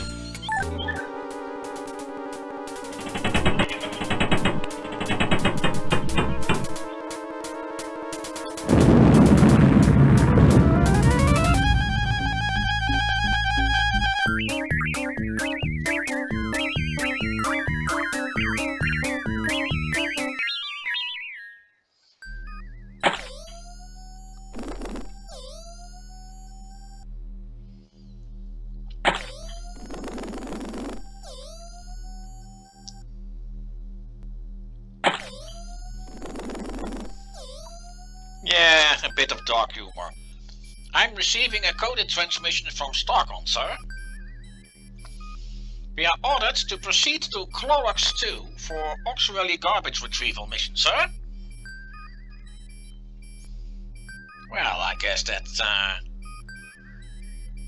makes that we know where to go next, huh?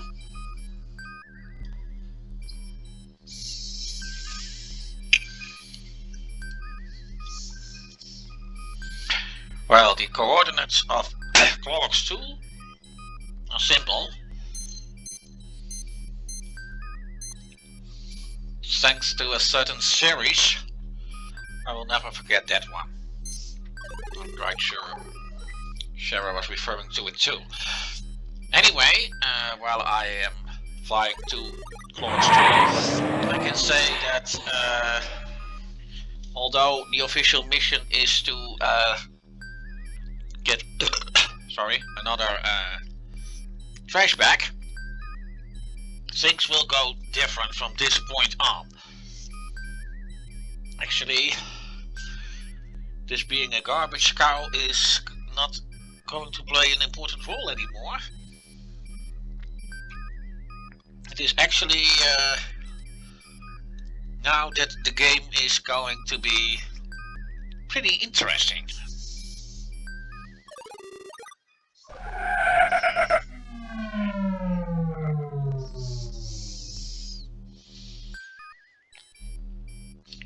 That's strange. I'm not tracking up a waste beacon. Maybe we should investigate. I can put us into orbit to take a closer look, Captain. Standard orbit. Aye.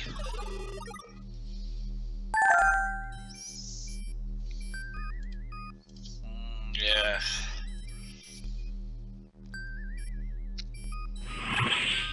This looks pretty little suspicious. I'd better go down with you. I meet you in the transporter room, Captain.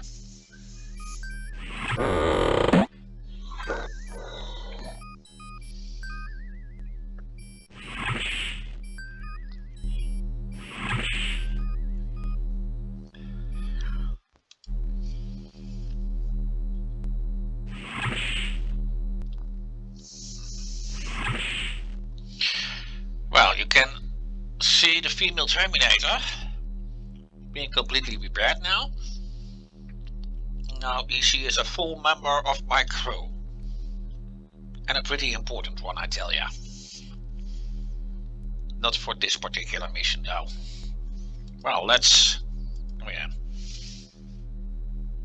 Good thing he does that automatically. And we won't need spike for the being either. Energize.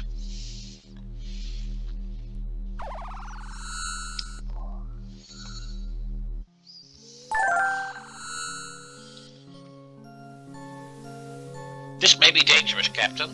Let's split up so we can cover more territory. Don't you think we should stick together?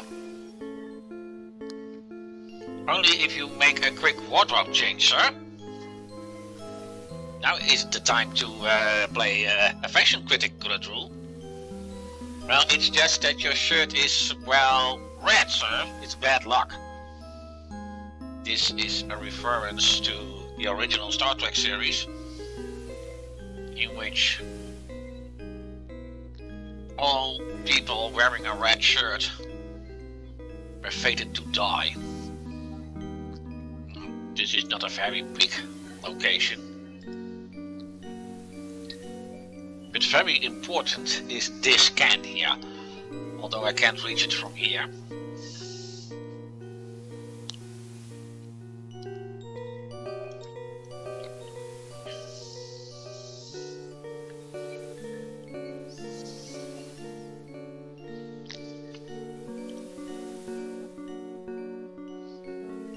Genetics, primordial soup.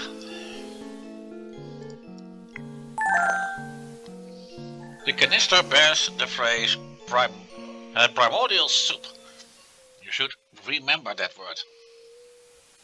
Well, it is biohazard or something, but it also contains something else. 41666. That is the code to reach genetics.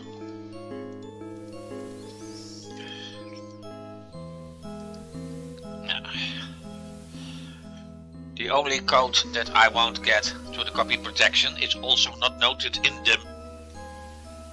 the magazine that you get when you purchase the game.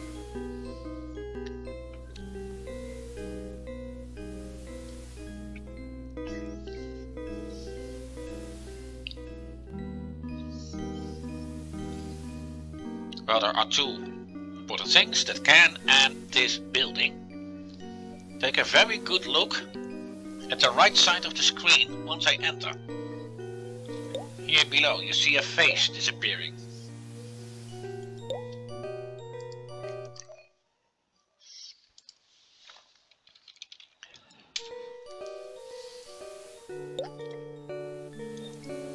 And I will see what happens when I try to access the computer.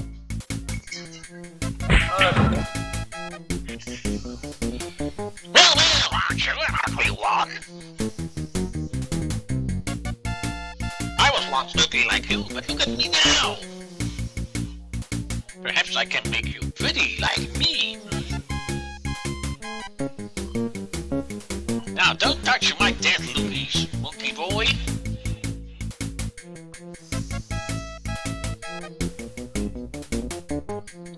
You know, a little corridorial ointment will clear that rash off your face right up.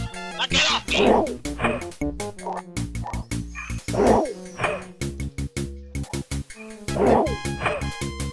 As soon as that spit would touch my face, I would get become like him.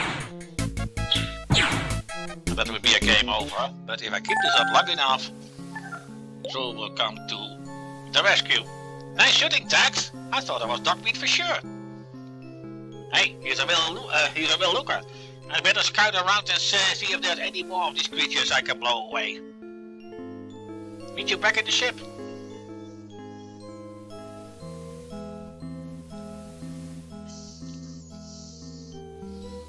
He's undergoing some kind of metamorphosis.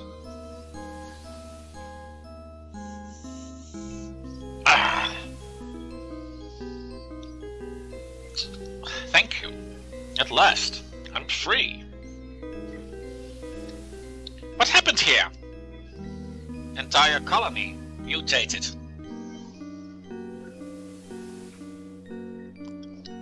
Bad soup. Over the bad. Over the rich. Ugh. What a bunch of gibberish.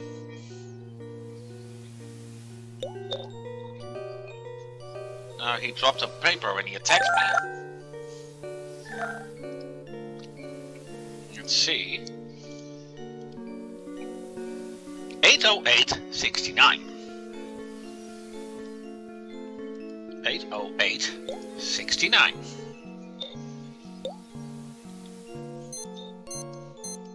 That's the security code to get access to this log. Personal logs, Clorox 2, Colony, Administrator, Harry Carey, Stardate 3012.68. Something very strange has been going on in the colony since the Goliath's last visit. That is something to remember, the Goliath's last visit. A small survey team is a week overdue, and there have been reports of strange creatures roaming the Badlands. No doubt it's just a bit of cabin fever by the more imaginative types, but I am worried by the disappearance of the survey team. Personal log. Stardate 3015.68. I am becoming more and more alarmed. The search party dispatched to learn the fate of the survey team hasn't reported back for more than 50 hours. Fear spurred on by more wild rumors about the creatures has the colony on the verge of a panic. Personal log, Stardate 3016.68. God help us. A band of the hideous mutant creatures attacked the colony last night. Very few of us escaped the massacre, and I have been wounded slightly. There is no doubt that these creatures are intelligent and even appear to have a rudimentary understanding of technology. They have captured the shuttle pad, cutting off our only means of escape. Using my personal passcode, I have sealed the colony so that the creatures will no longer be able to get into any of the damaged structures. Personal log. Stardate 3017.68. I am in agony. The wound I received burns like fire. An hour ago, the mutant creatures blasted off in the colony shuttle. As they climbed the boarding ramp, I got my first good look at the creatures in daylight.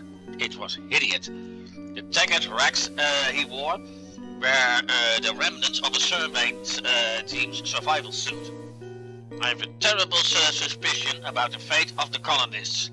I am now utterly alone on this planet. Dying, I hope.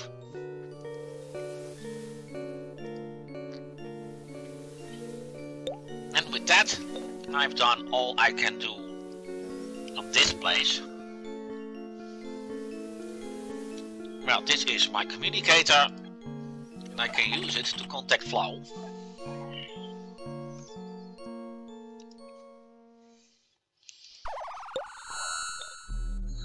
Which is from now on basically also mostly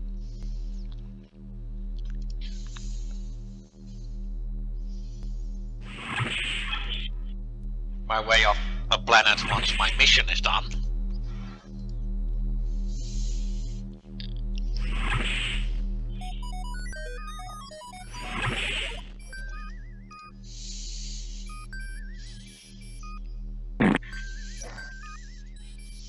I'm picking up a weak signal on an emergency frequency, Captain. I'm putting it on screen. Mayday! Mayday! This is the SCS Goliath. Helicon Federation ship in range. Please respond. SCS Goliath. Repeat, we are under attack. They came through the shuttle bay. I'm sorry, sir. I've lost the transmission. The message was too brief to pin down the exact source, but I've narrowed it down to the region of the trackers system. Meanwhile, on the SCS Goliath.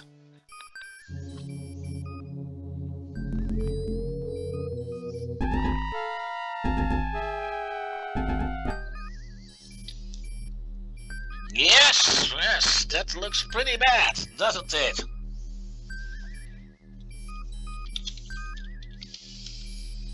And of course, Slow said that I had to go to trackers 53284. 53284. 53284.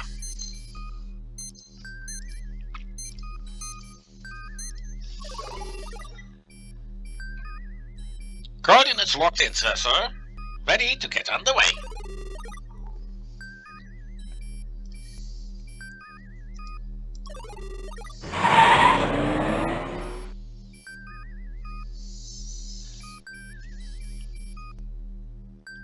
Well, basically, it's no longer playing the garbage man. I'm basically responding now to a distress signal. Of course, Roger doesn't know what happened on the Goliath.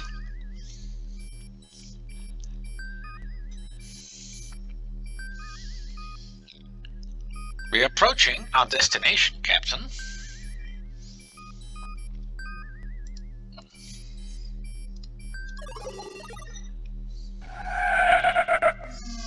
Of course, one thing is important to keep in mind. Beatrice was on board that ship. No, reading is the Goliath, Captain, but I'm picking up an escape pod locator beacon on the planet's surface. Standard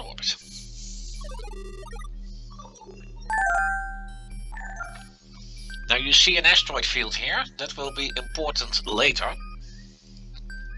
Now with this button, I told you I could call an officer. I didn't have it back then, but I have it now.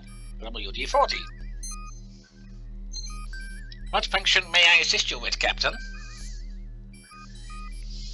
Well, if you remember the test, there was a question about what to do if you go to an uncharted planet. And that is, scan the planet. Greetings.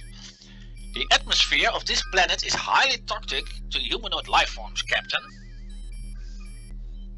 Do you require anything further, Wilco? Well, recommendation. The most logical course of action is to beam down to investigate the source of the beacon, Captain.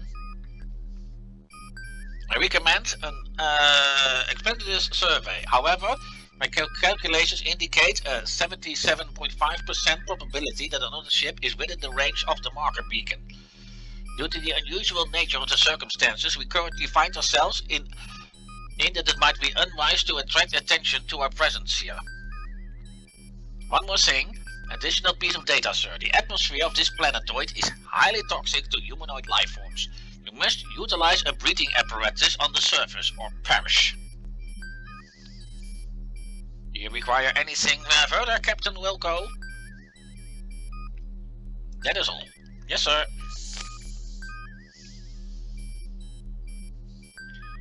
Well, exit.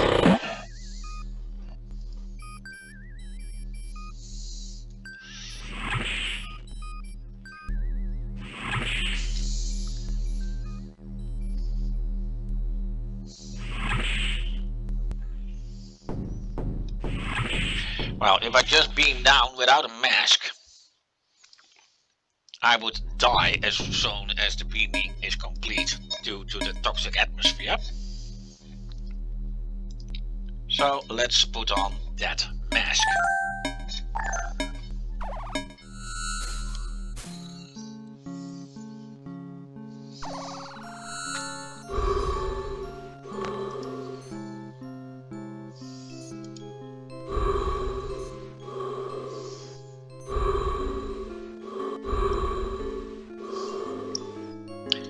Well, it's of course basically simple. Trying to find the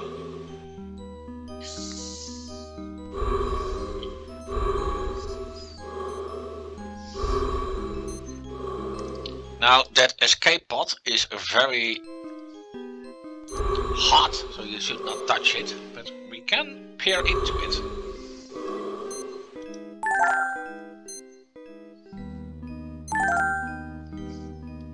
Well, I guess that is all that is to do with that pod.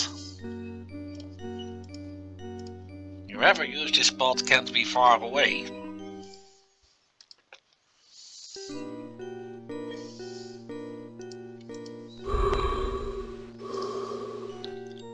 Let's take a look at that coat. A lovely little frog. Too bad it's not your color. Perhaps you remember who wore a coat just like that before we left the Starcon Academy. Well, the owner of that coat will appear soon enough.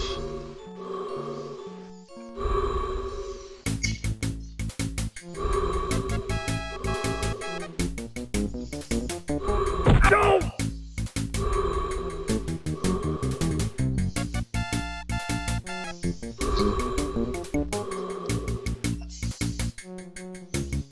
Help me, Wilco, I'm slipping. If only you had something for me to grab on. Of course, they had to make a little joke out of this. Uh-oh, those puking wheels just found me. Do something, Wilco.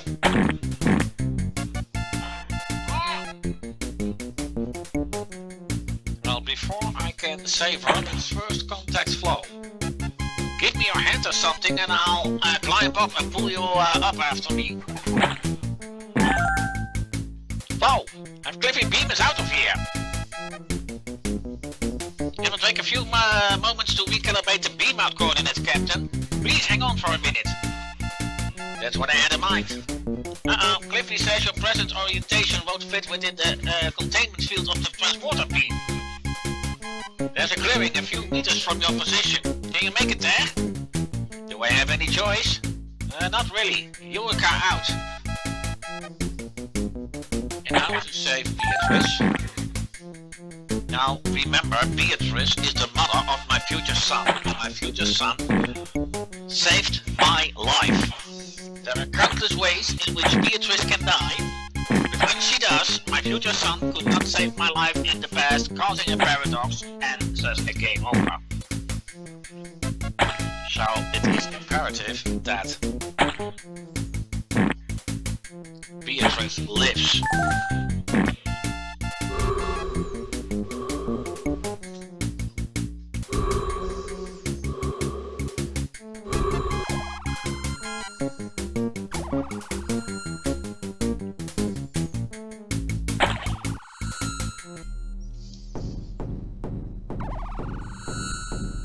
Now there is something important to note. Those so-called pucoids did not wear an oxygen mask. This is something to be explained later. Oh, sorry, I tried to kick your butt back to that planet, Wilco. I thought you were... Sorry, my gestures are getting on me. Call me Roger, and don't worry about it.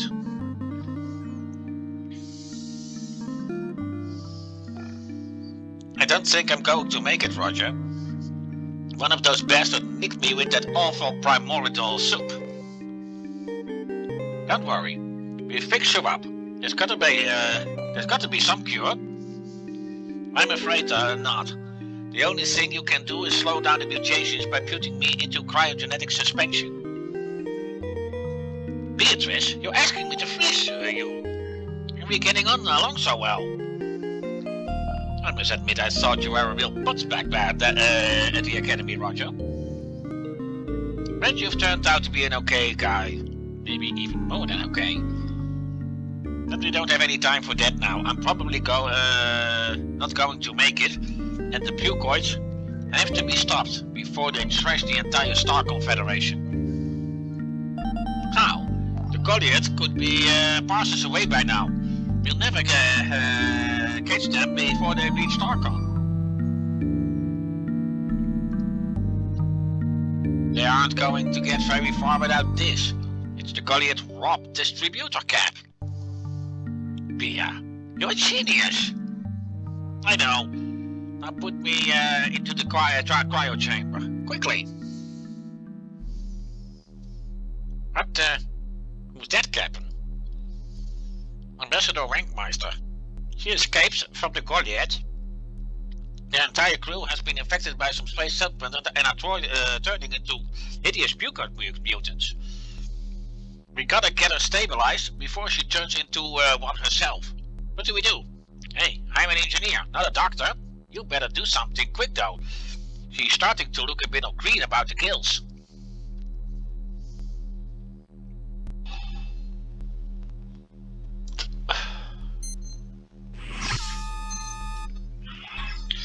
Well, that is the cryo chamber. Is how to open it. Now let's pick up the address and put it into the cryo chamber. Now there is a user's manual. So this. It's quite a joke actually. Here's the user's manual. Hot dogs, 20 seconds cook. Coffee, 5 seconds defrost. Freeze ambassador, 10 seconds freeze. Cheeseburger, 25 seconds cook.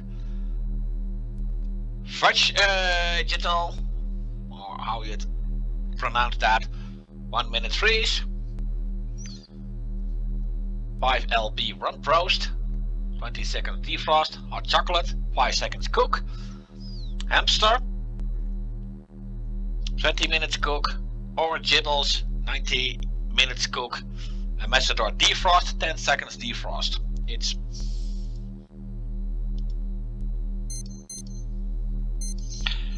and if they actively note freeze ambassador. I mean, like they were prepared for it that I would ever have to freeze somebody with the rank of ambassador. Pia has been successfully placed into hibernation. The mutation process has been slowed, but she's not out of the woods yet.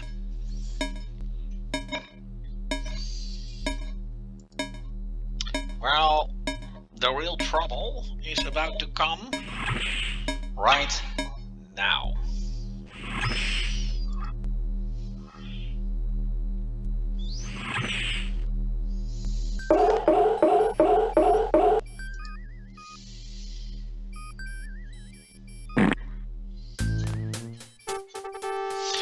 You found the Goliath, sir. Or rather, she found us.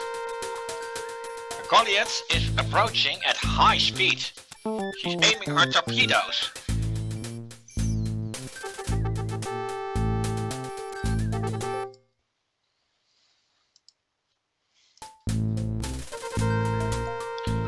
Well, we can't do that right now, sir. All I can do is just let that torpedo come in.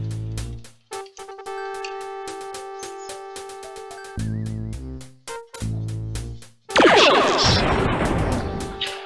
They shot at us! A brilliant observation, Flo. Well, we can't just sit there, Captain. Do something. She's coming around again. Evasive action. But sir, that will take us directly into an asteroid field. It would be suicide. Okay, let's risk almost certain death in the asteroid field. It's the only thing to do, otherwise the Goliath will always destroy my ship, killing me and my entire crew.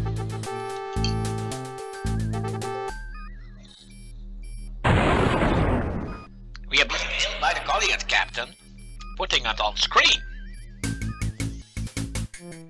Hello again, welcome, you insignificant little pinball on the behind of humanity. Speaking of Bustler's quirk, you've never looked better.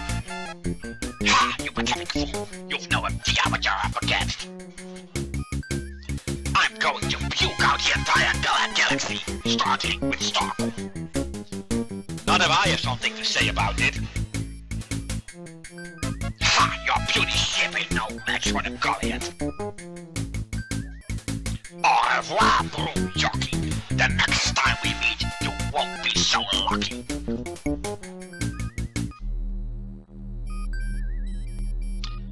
Captain, I'm going to have to make an EVA repair. The damage to the Goliath did. You can monitor me on the audio over the comm circuit in my pressure suit. Be careful, Cliffy. Yes, sir. Preparing to exit the Pod Bay airlock. I'm heading toward the port stabilizer. Made it.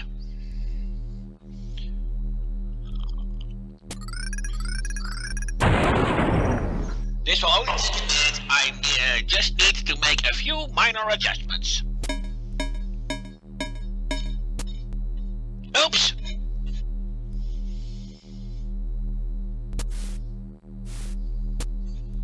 Okay, Captain, that's got her.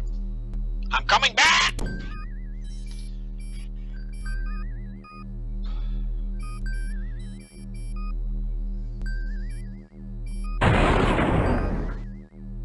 Say, Captain, am I just seeing things, or is that gentleman floating out there in space with a surprised expression on his face our chief engineer?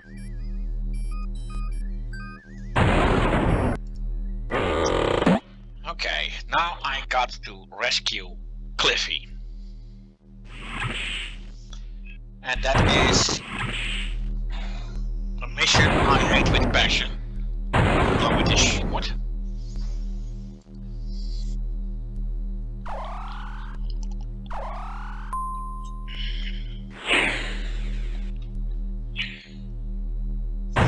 And for that I need this little bot.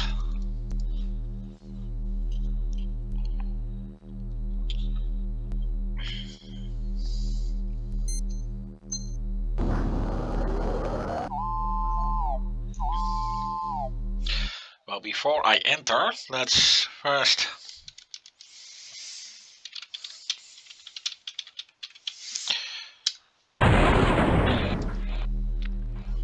before you enter, you must make sure that you have these oxygen cans, or you will always run out of oxygen.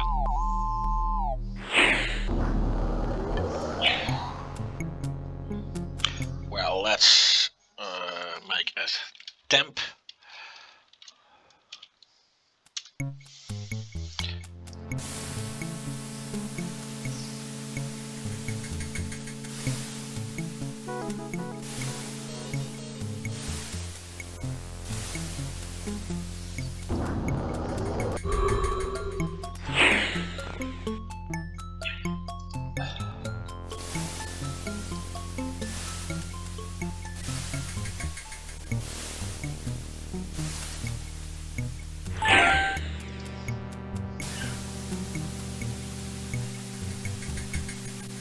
Well, that was just by looking at the oh.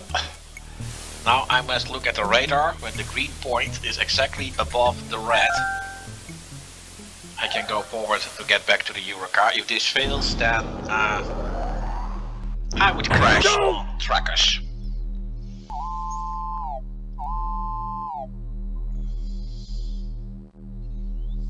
You okay, Cliffy? Just give me a minute to rest and catch my breath, sir. Thanks for pulling my butt out of the sling again, Captain. That's two I owe you. Think nothing of it, Chief. Okay, I won't. But you need to get us out of here, sir. I don't know how much longer the Eureka can stand the pounding she's taking. The elevator door.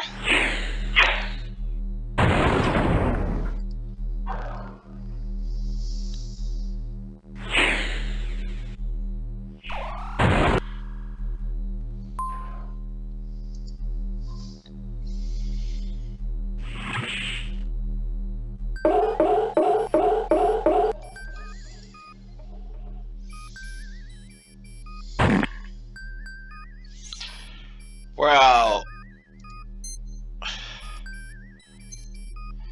not enough makeup to make a recommendation. Okay.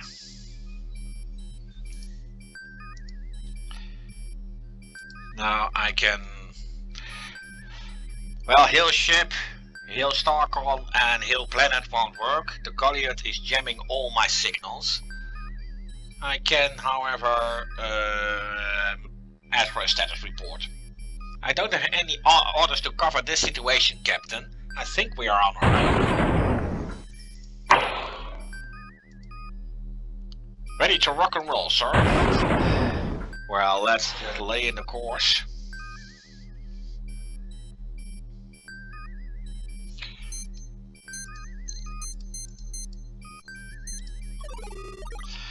Well, that will get me out of this asteroid field.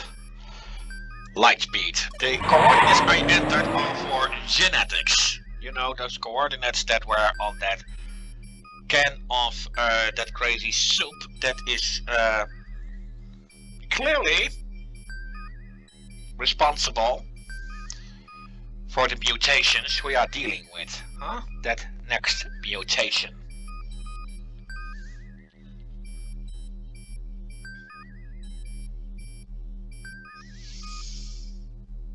We are approaching our destination, Captain.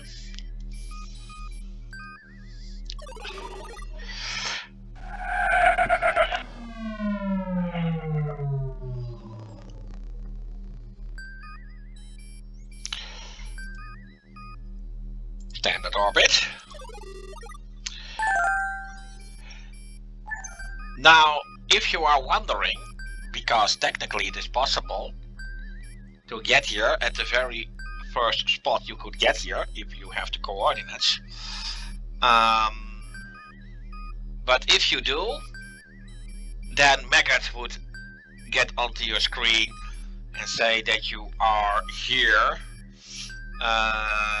unauthorized and that your ship data has been recorded, and then you will automatically leave.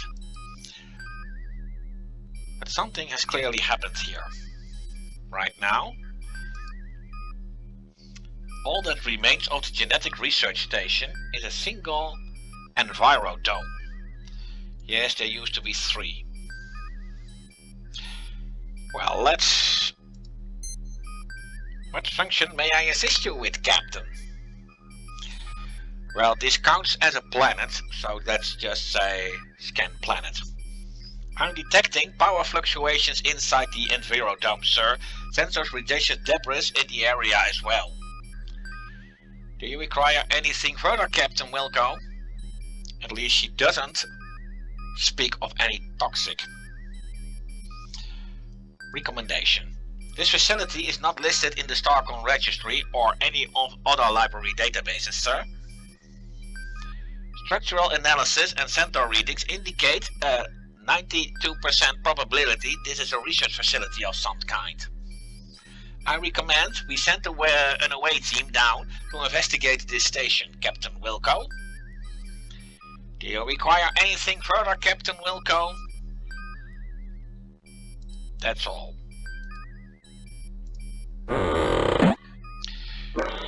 Yeah.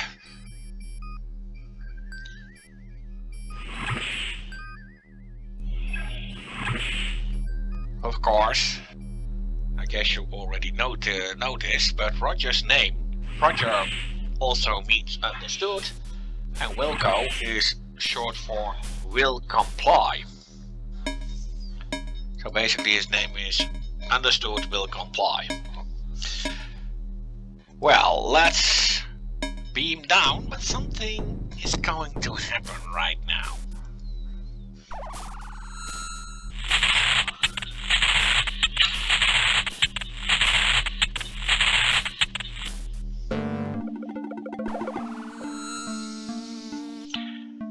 Looks like you have had a Zany transporter blooper, Rock. Quick, get a camera. Galactic Inquirer will pay you 10 buckazoids if they publish your photo. Yeah. If you have that nice magazine that comes with the game, then there was a page about things that go wrong with beaming. And that animal that I just threw out just fell on my communicator. So now I can contact Flo. Can somebody up there explain to me how the captain of a starship could be reduced to a common housefly? You look hideous, Captain. Thanks for the pep talk, Flo. Now tell Cliffy to get down here now. I'll inform him of your predicament, sir, but the transporter is malfunctioning again. Oh, really? I hadn't noticed! Captain, senders have located a large underground structure to the west of your position. Why don't you go check it out while we work on the transporter problem? I'll do that, Flo, but please tell Cliffy to get down here as soon as possible. Wilco out.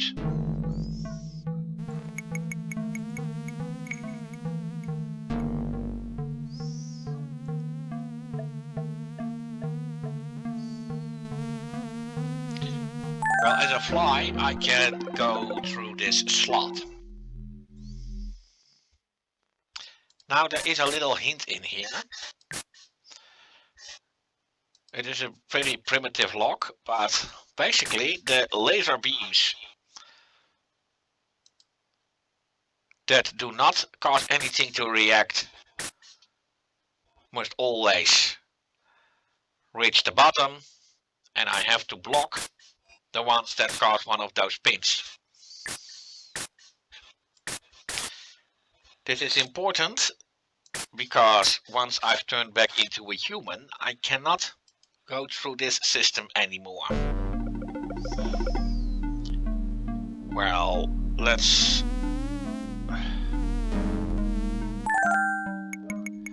Danger! Emergency jettison sequence activated. Dome jettison will occur in 0000. Jettison complete.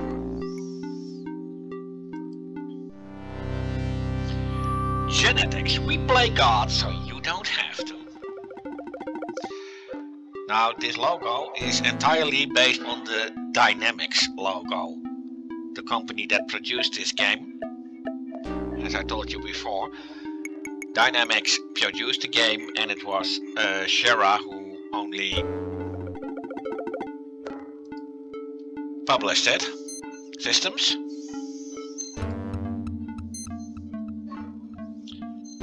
Dome 1 non-functional, Dome 2 non-functional, and 3 is the one that is still there.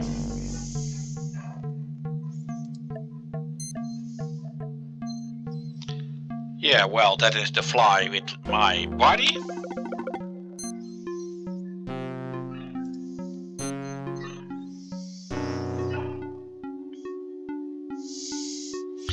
It's about time Cliffy fixed that damn transporter. I'm really gonna bug him about this one for a long time. There is more that I have to do here, but that comes later. Let's first turn back into my human form, as this is just downright annoying. Now, important to note is, if I fly to Cliffy without contacting Flo first, he will kill me, not realizing it's me. Cliffy, it's just a hunch, but I think there's a problem, something wrong with the transporter. Can you describe the problem? Well, would you look at me? I'm a fly. You sure are. What happened to the rest of you?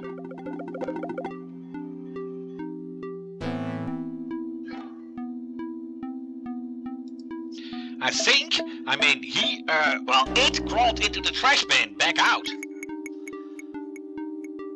I think it's behind that large rock outcropping. Lead the way, Captain. Excuse me, Captain, I'm going to scan the perimeter.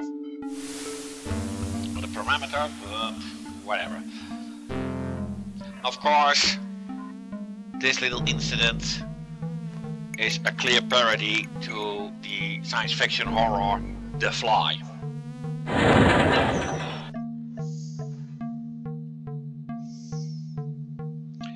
Here's your body, Captain.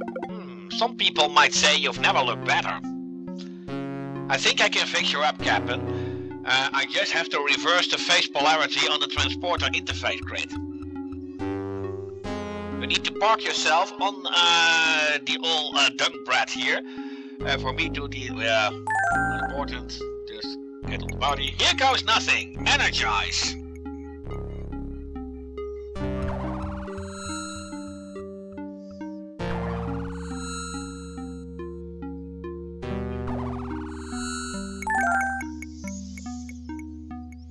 Boy, Captain, I'm sure glad you're back to normal. You really gotta bug me for that? That's not funny, Chief. Sorry, sir. How do you feel? Except for the strange urge to jump into the fertilizer bin and roll around, I feel pretty normal.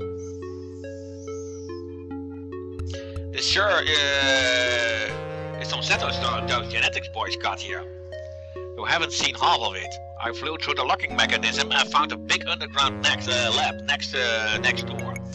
Of course, there was only so much I could do there as a fly. Anyway, there was a lot of really high-tech gizmos and all kinds of advanced technology. A moment too late, you're realizing the word advanced technology to Cliffy is like showing a photograph of a helpless women and children to a Doberman pinscher. The hungry gleam comes to your engineer's eye. Oh, really? Why don't we take a closer look at that lock, Captain? You never know. If we can open it, we might even have something we can use against the pucoid critters. I'll meet you there. Well, let's go back.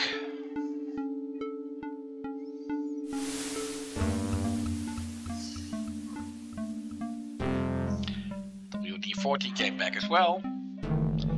Parameter secured, Captain Wilco.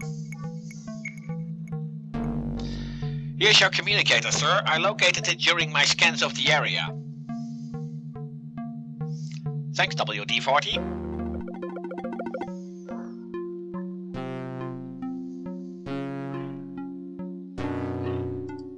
I believe I can be of most help back at the ship. Please beam me aboard, Cliffy.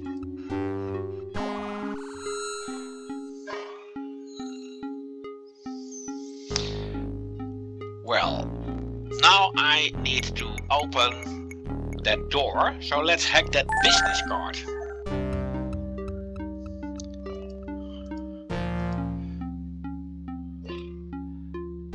And thanks to the pattern I could see as a fly, I know that this must be the correct code. No, it is not randomly regenerated at each playthrough, so this is always the correct setup.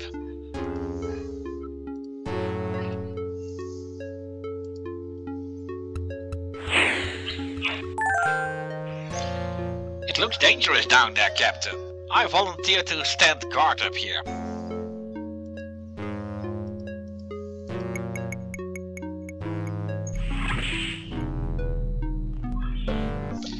Well, let's first open... Oh, let's closer first. Why not?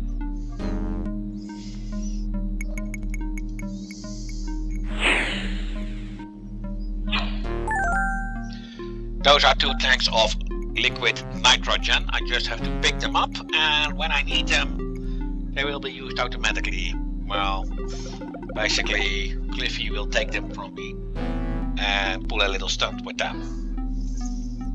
Not here. Well, let's go down then.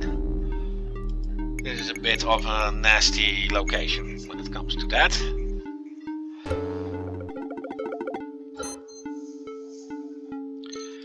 Activity log.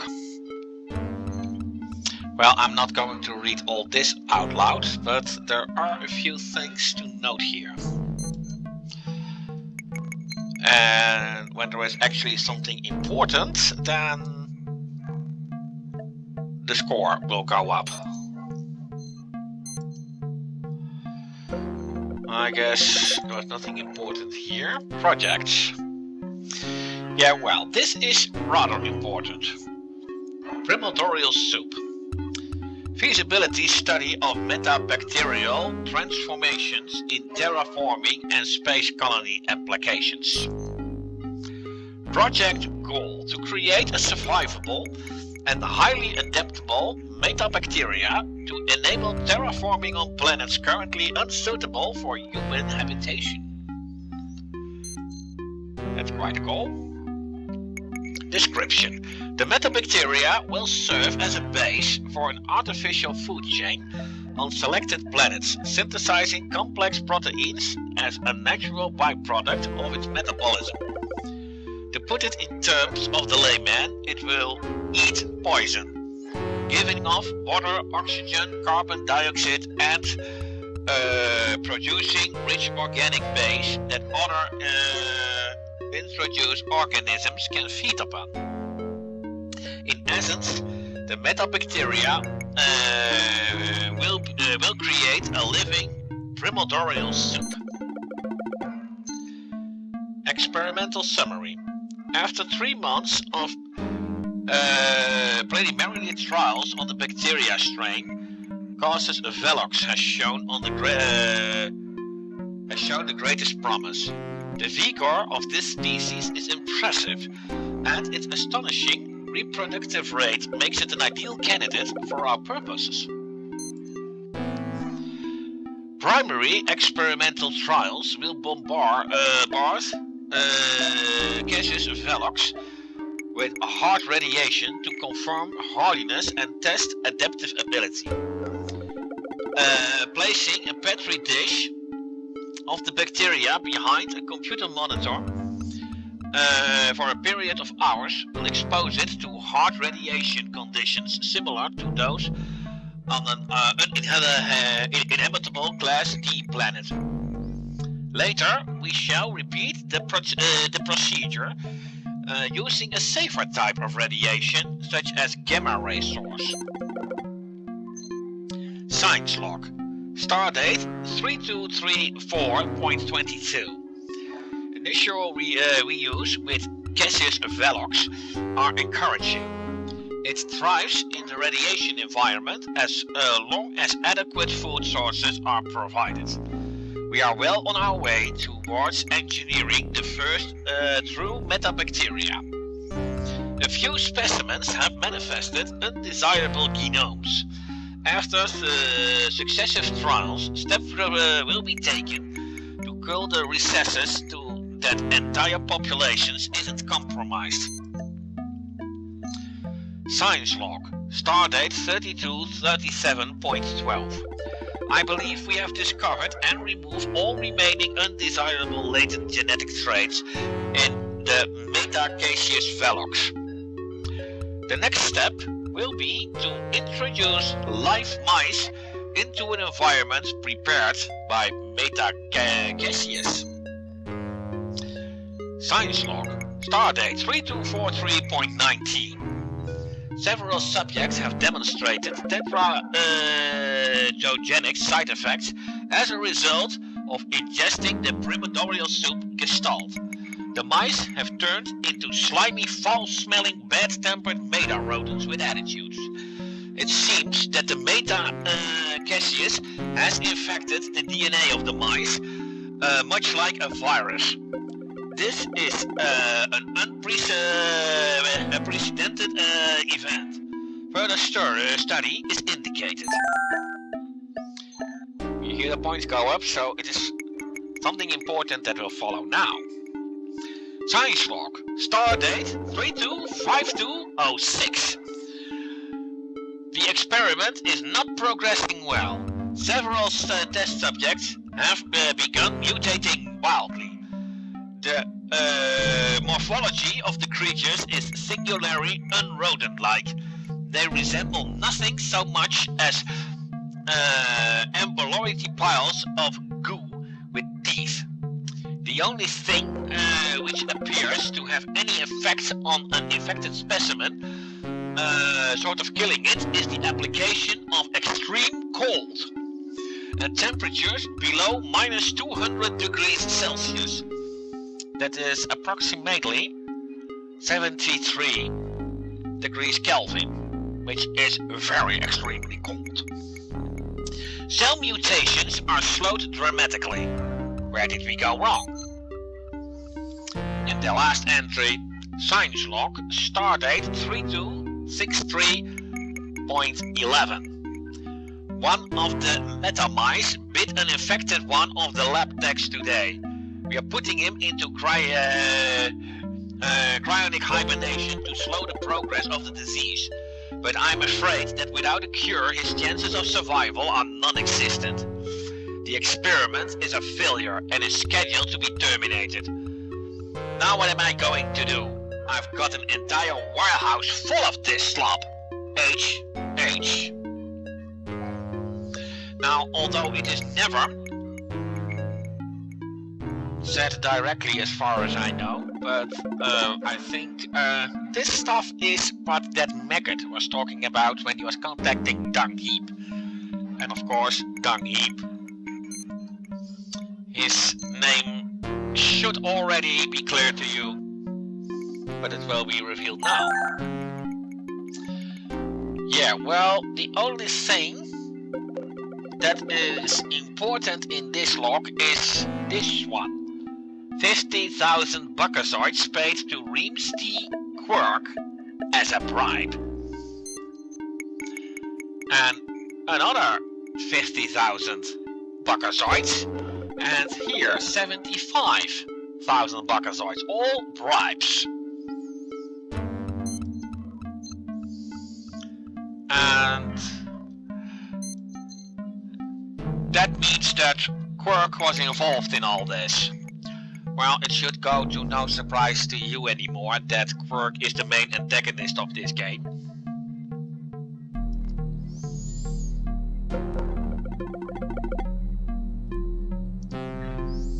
And he was into some fishy business with this company, and basically karma caught up with him.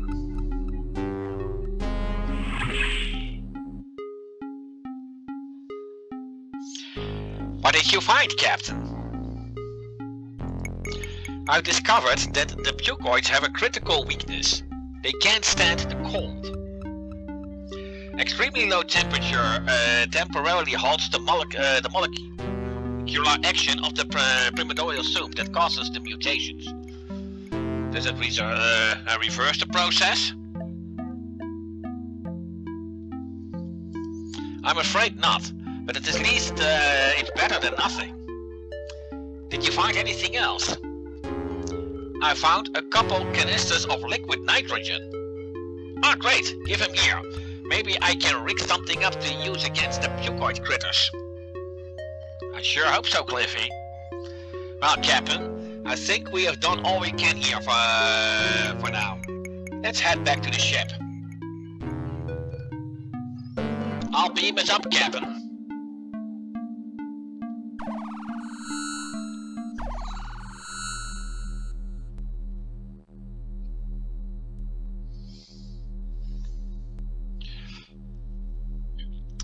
There's gotta be some way to help Beatrice, Cliffy.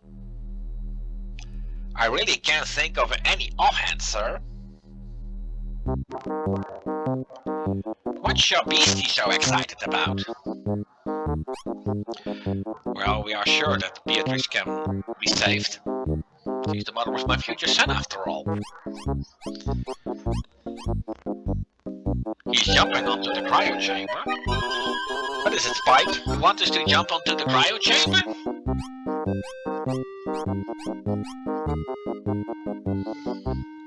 I don't think so, sir. Now he's jumping onto the transporter.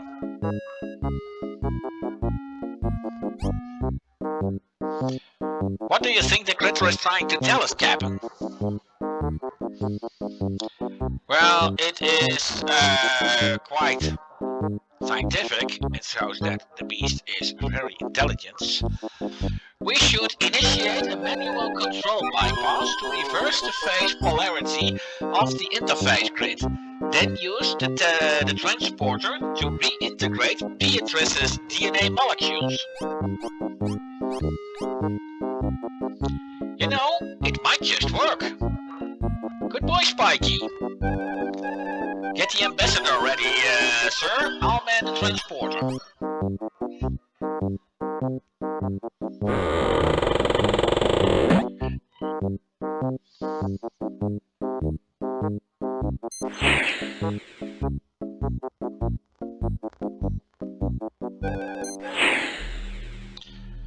Well, let's first save the game, since every step is critical.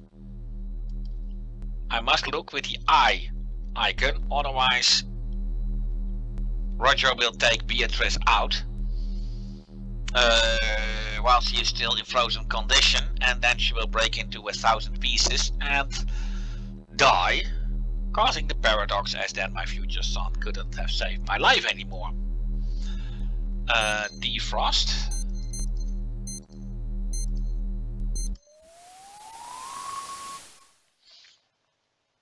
So let's first defrost her.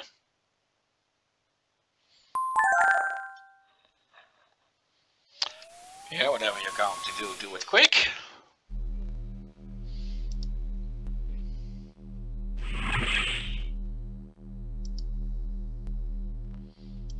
And well, make it so, Cliffy. Okay, Captain. In a minute, I've got to make minor, delicate micro-adjustments to the transporter. Yeah, just kick it a few times.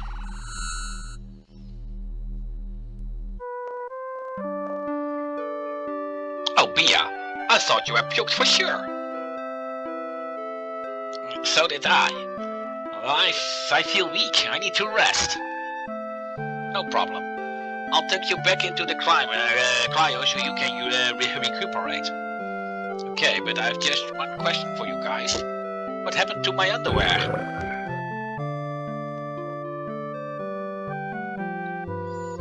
Oops, excuse me, Roger.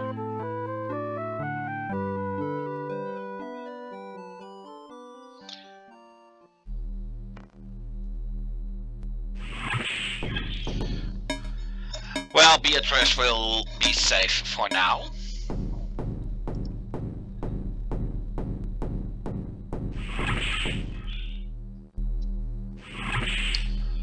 Well, at this point of the game, you can find out if you ask Cliffy for a status report.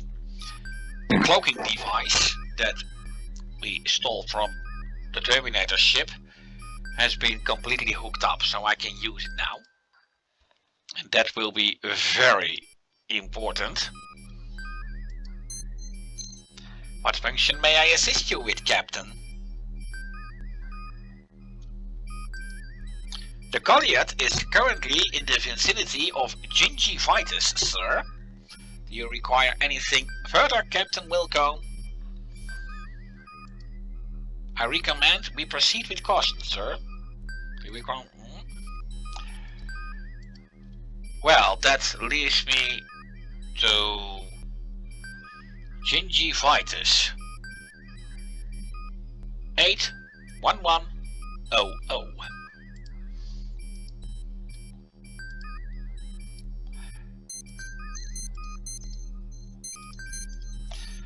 And this will be the last journey of this ship, as that is where the game will end.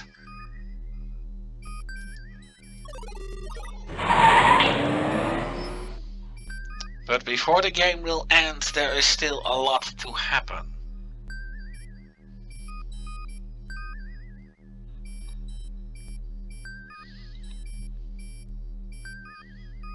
Anyway, when Rule warns me that we are approaching our destination, I have to act quickly.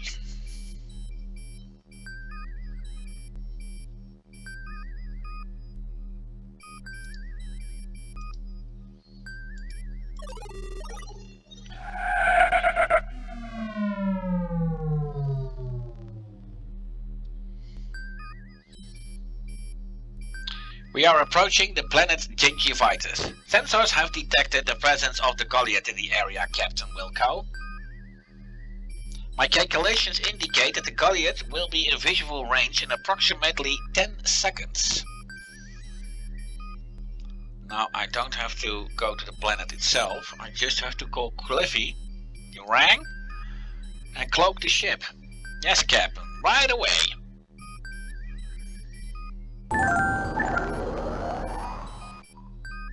Anything else, Captain?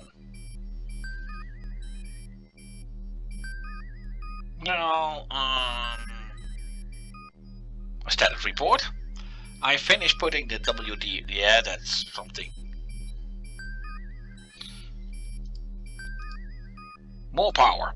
She can't take much more power, this Captain. I always wanted to say that. Well, forget it. Yes, sir. And there she is. Hey, Captain. Get your tail down here to the lab. I got something I want to show you. I want to take a look at whatever. Well, like I said, I won't be flying to many more planets with this thing now. As we are now getting into the final part of the game.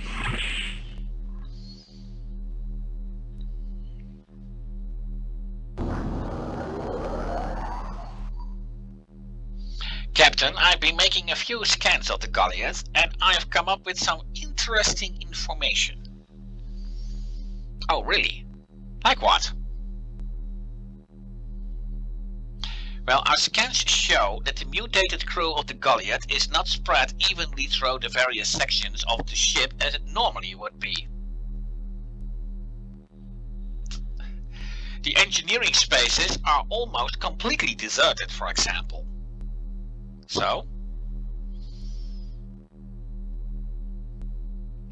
Well, if you were to enter the ship at that location, you would stand a good chance of getting aboard undetected. By saying you pretty much mean me, don't you, Cliffy? Of course, sir. Once you got on board, you could sneak up the bridge, power conducts, and shut off the Goliath's shields. What good would that do? Well, maybe a WD-40 could beam over and incapacitate the crew. then I could zip over and set something up like we did for the ambassador with the transporter. Well, and what is very important now, we can look at various parts, and well, not a good idea to land there. That's the Goliath Bridge. It's probably Pucoid City right now. That's the area where our scan shows the least amount of Pucoid activity, Captain. There's a lot of Pucoid activity there. Probably swamped with Pucoids.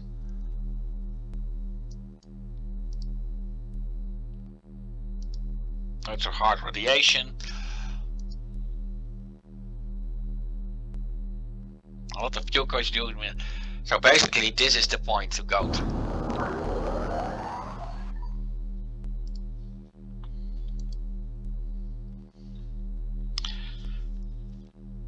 It is a point of no return. You should have taken all preparations before going there, although I will get back on the Eureka. What I definitely need are this laser gun and, well, that's it.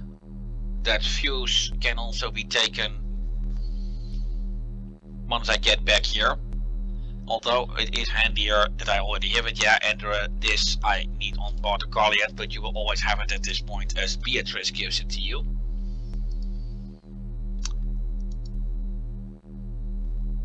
Since I can't beam aboard due to the Goliath's shields, I will need this pod.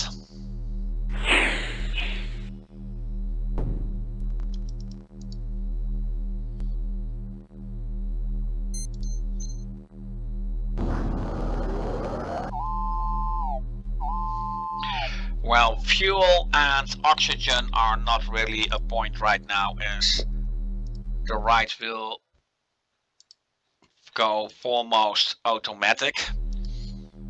Except for that I have to point where I want to land the pod. When I do it right, I will get on board the Goliath unnoticed.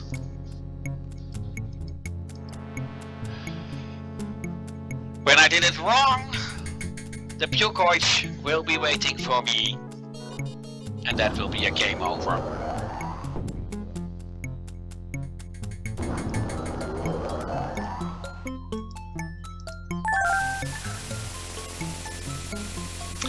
Well, let's open this up with the laser gun.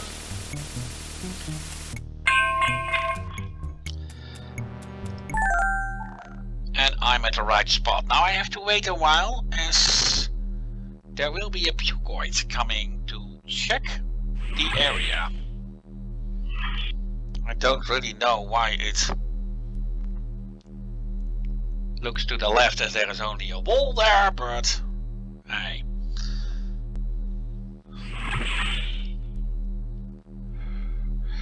Now I must be quick. As soon as I'm here, that Pucoid won't see me. But yeah, I do have to repair the warp engine.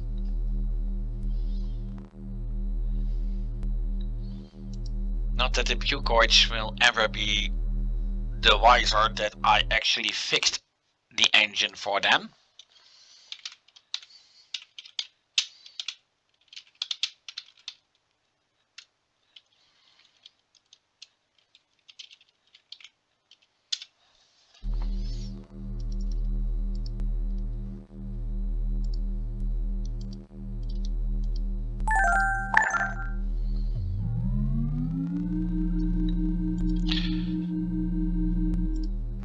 And now I gotta wait, because if I do this too quick,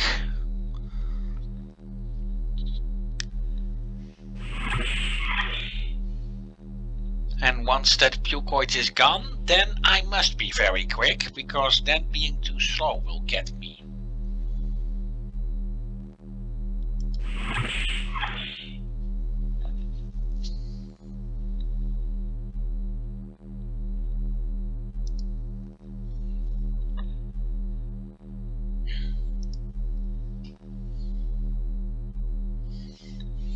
Well, this will lead to the corridor. And well, everything is full with that mucoid stuff. It will not be safe in the corridors.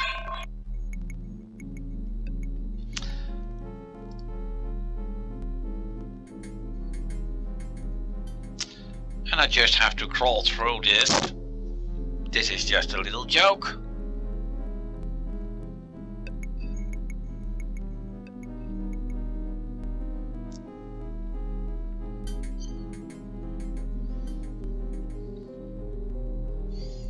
Hello, Pac-Man. And well, let's go north. Now this is a pretty dangerous way to go.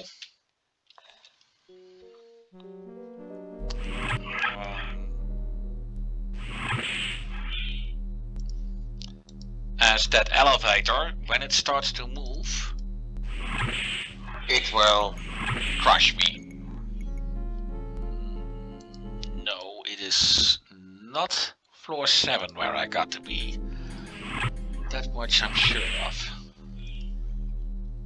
As I don't have to be at any odd numbers.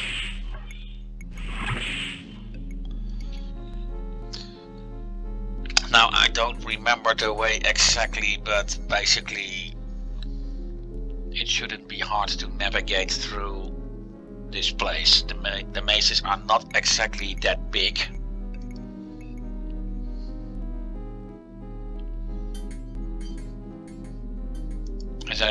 As long as I stay down here, I will not be discovered, or at least not until I reach the end point.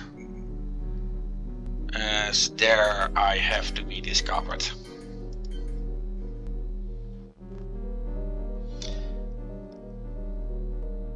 Yes, before I go on, let's save the game.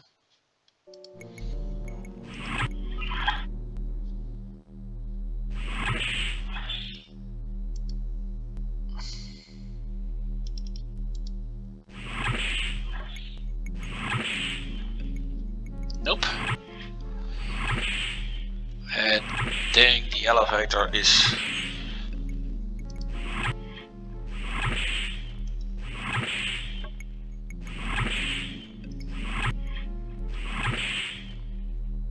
Won't that damn thing ever go away?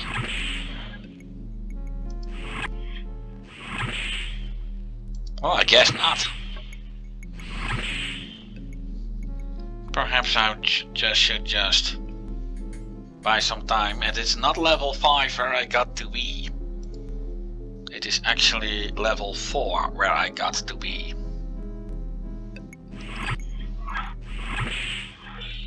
This should be level 4 then, I hope. Yes, it is.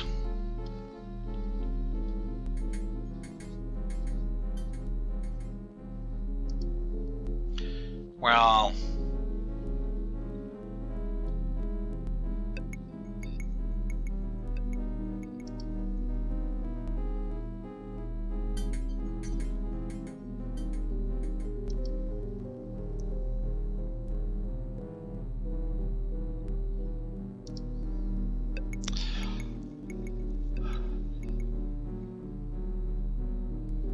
I guess this is a dead end.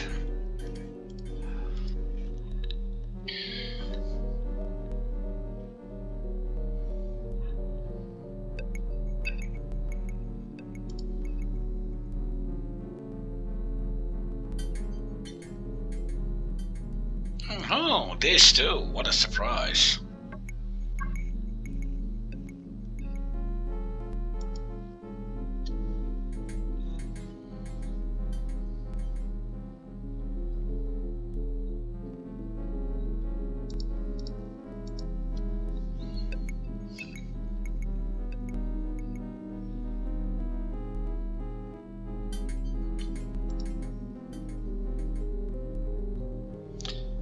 And yes, that is the next elevator shaft, and also the last one.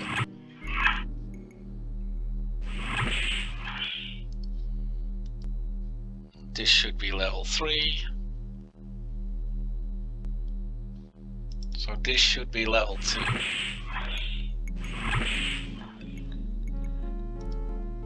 And that is the last level.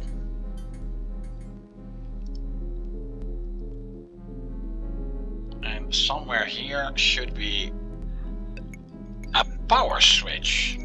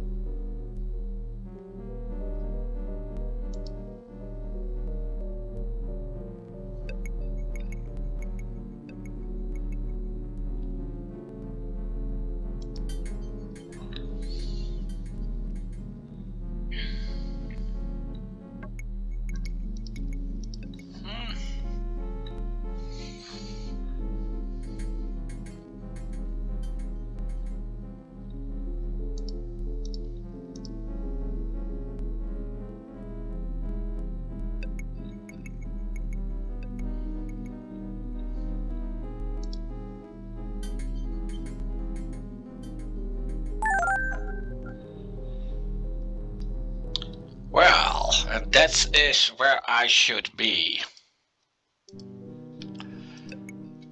Well, 4,325 out of 5,000. That really shows that I am getting near the end of the game, doesn't it? Well, when I press this button, all hell will break loose.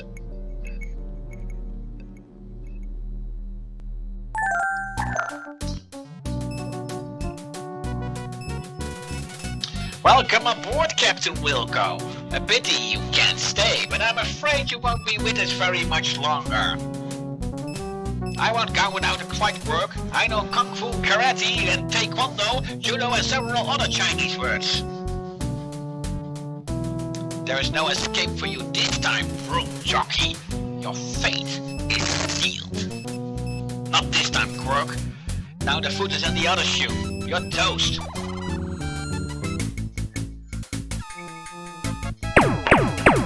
Of course, the place where those nitrogen blasters were located.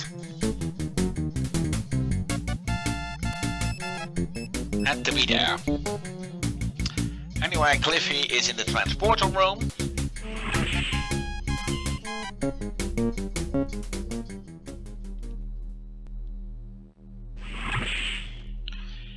Captain, I've got the transporter all set up for to separate the primordial soup from the Goliath's crew. Quick, hide! Not like that, Captain. Over there, behind the bulkhead, and give me the signal as soon as the pukoids are in position. Well, let's have another temp. I basically just have to order Cliffy to do this. Well, once all doors are closed is the right time to command, otherwise one of the pukoids will move on and shoot me and then it will be all over.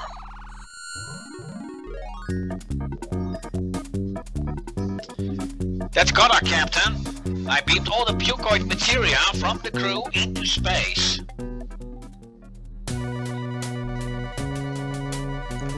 But what about Quirk? He's not here!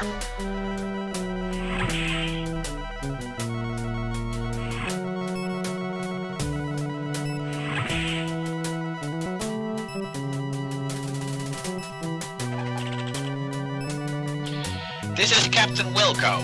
Go ahead, Eureka. Captain, thank heavens, we were beginning to worry.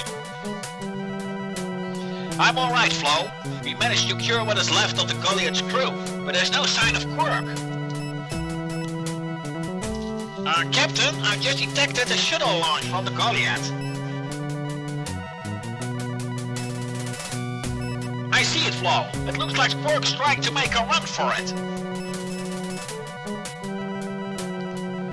Holy poke, he bucks! He's heading straight for the blob! Uh-oh, this looks bad. Very bad. I think we're in trouble. Well, let's beam back to the Eureka one last time.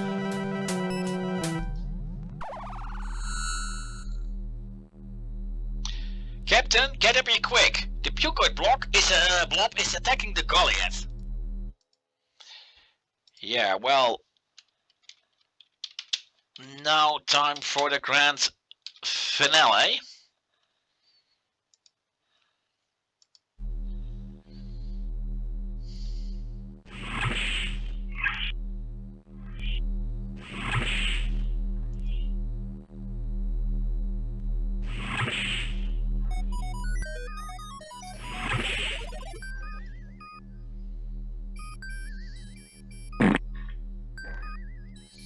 The Goliath's hull is nearing structural failure, Captain.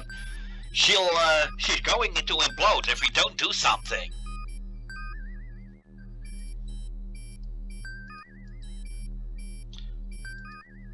Aye, sir!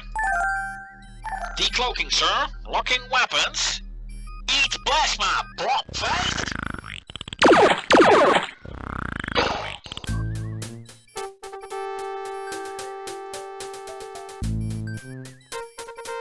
Aye, sir!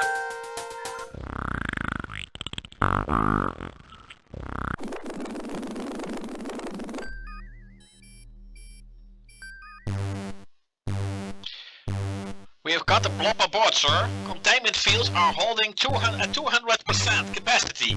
They won't last long. We're losing power, sir. The ship's going to fall apart any minute. Well, time to blow the ship up.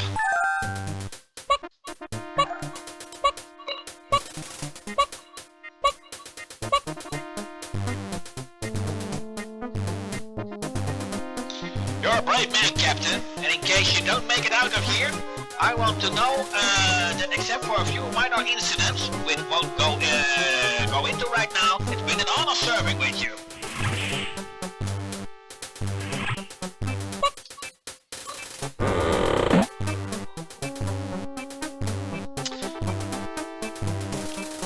Well, let's first evacuate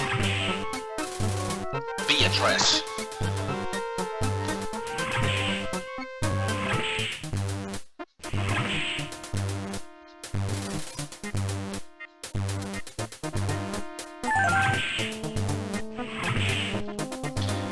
I'm glad to be out of there. How come we are all bitty lights are flashing? What's going on? Oh yeah, I told her the self-destruct sequence is now activated, and she says that's nice. Yeah. Well, anyway, I'll deal with Spike later, because there is something that will happen.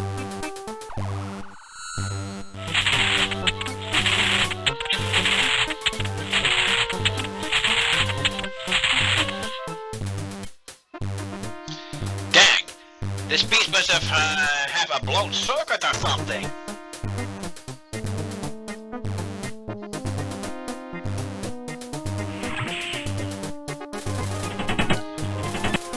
Well, you see, that quirk is trying to break out.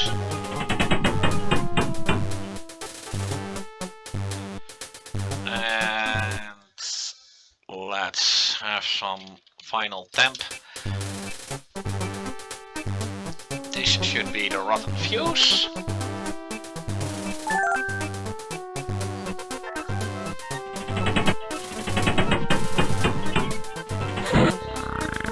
Yuck! The giant pus-oozing blob has burst through the trash containment hatchway. You're up your knees into it now, literally.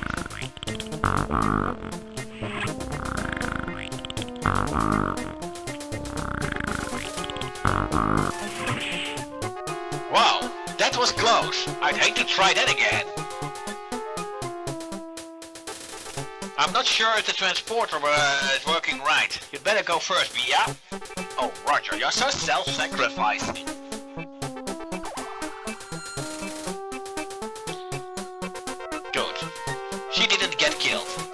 the transporter checks out.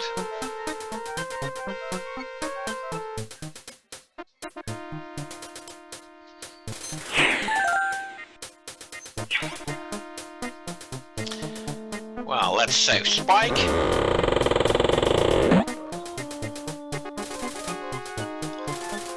And well, the last action to do to win the game is to transport to the Goliath.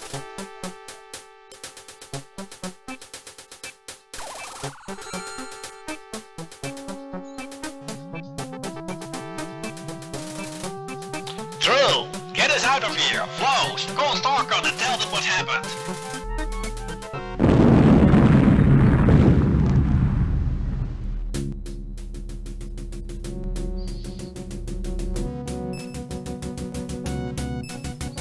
Congratulations, crew! A job well done! You deserve most of the credit, sir! Yeah, without you, we'd never have beat those out mutants. Oh, Roger, you're the greatest. I can't believe I ever doubted you. Lay in the course for Starbase 22, Drew. Prepare to make the jump to Hades speed. Buckle up, everybody. Engage!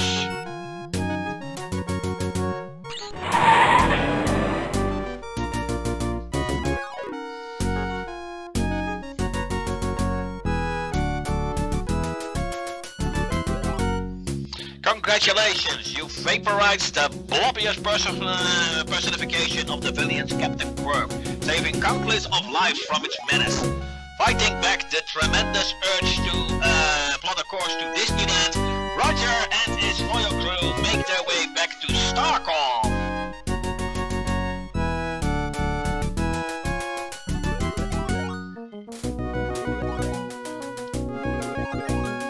And so ends another chapter in the continuing adventure of Roger Wilco. Stay tuned for future episodes of our courageous Castian and his crew as they continue their quest to clean up where others have gone before. Well, and that is where this video will end. Of course, they spoke of many chapters, but only one was Space Quest was produced, Space Quest 6. Should I ever get it to work in Scum PM and play it often enough so I can give you a proper walkthrough video, then I will do so.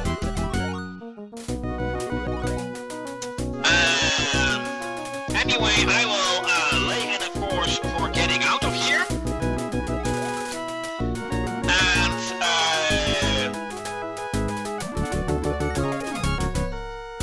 To light speed now,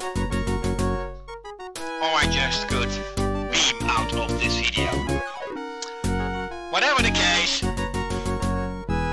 I'll be back with another video, perhaps at the second channel at the second time. At the same time, at the same channel. I'm really getting tired.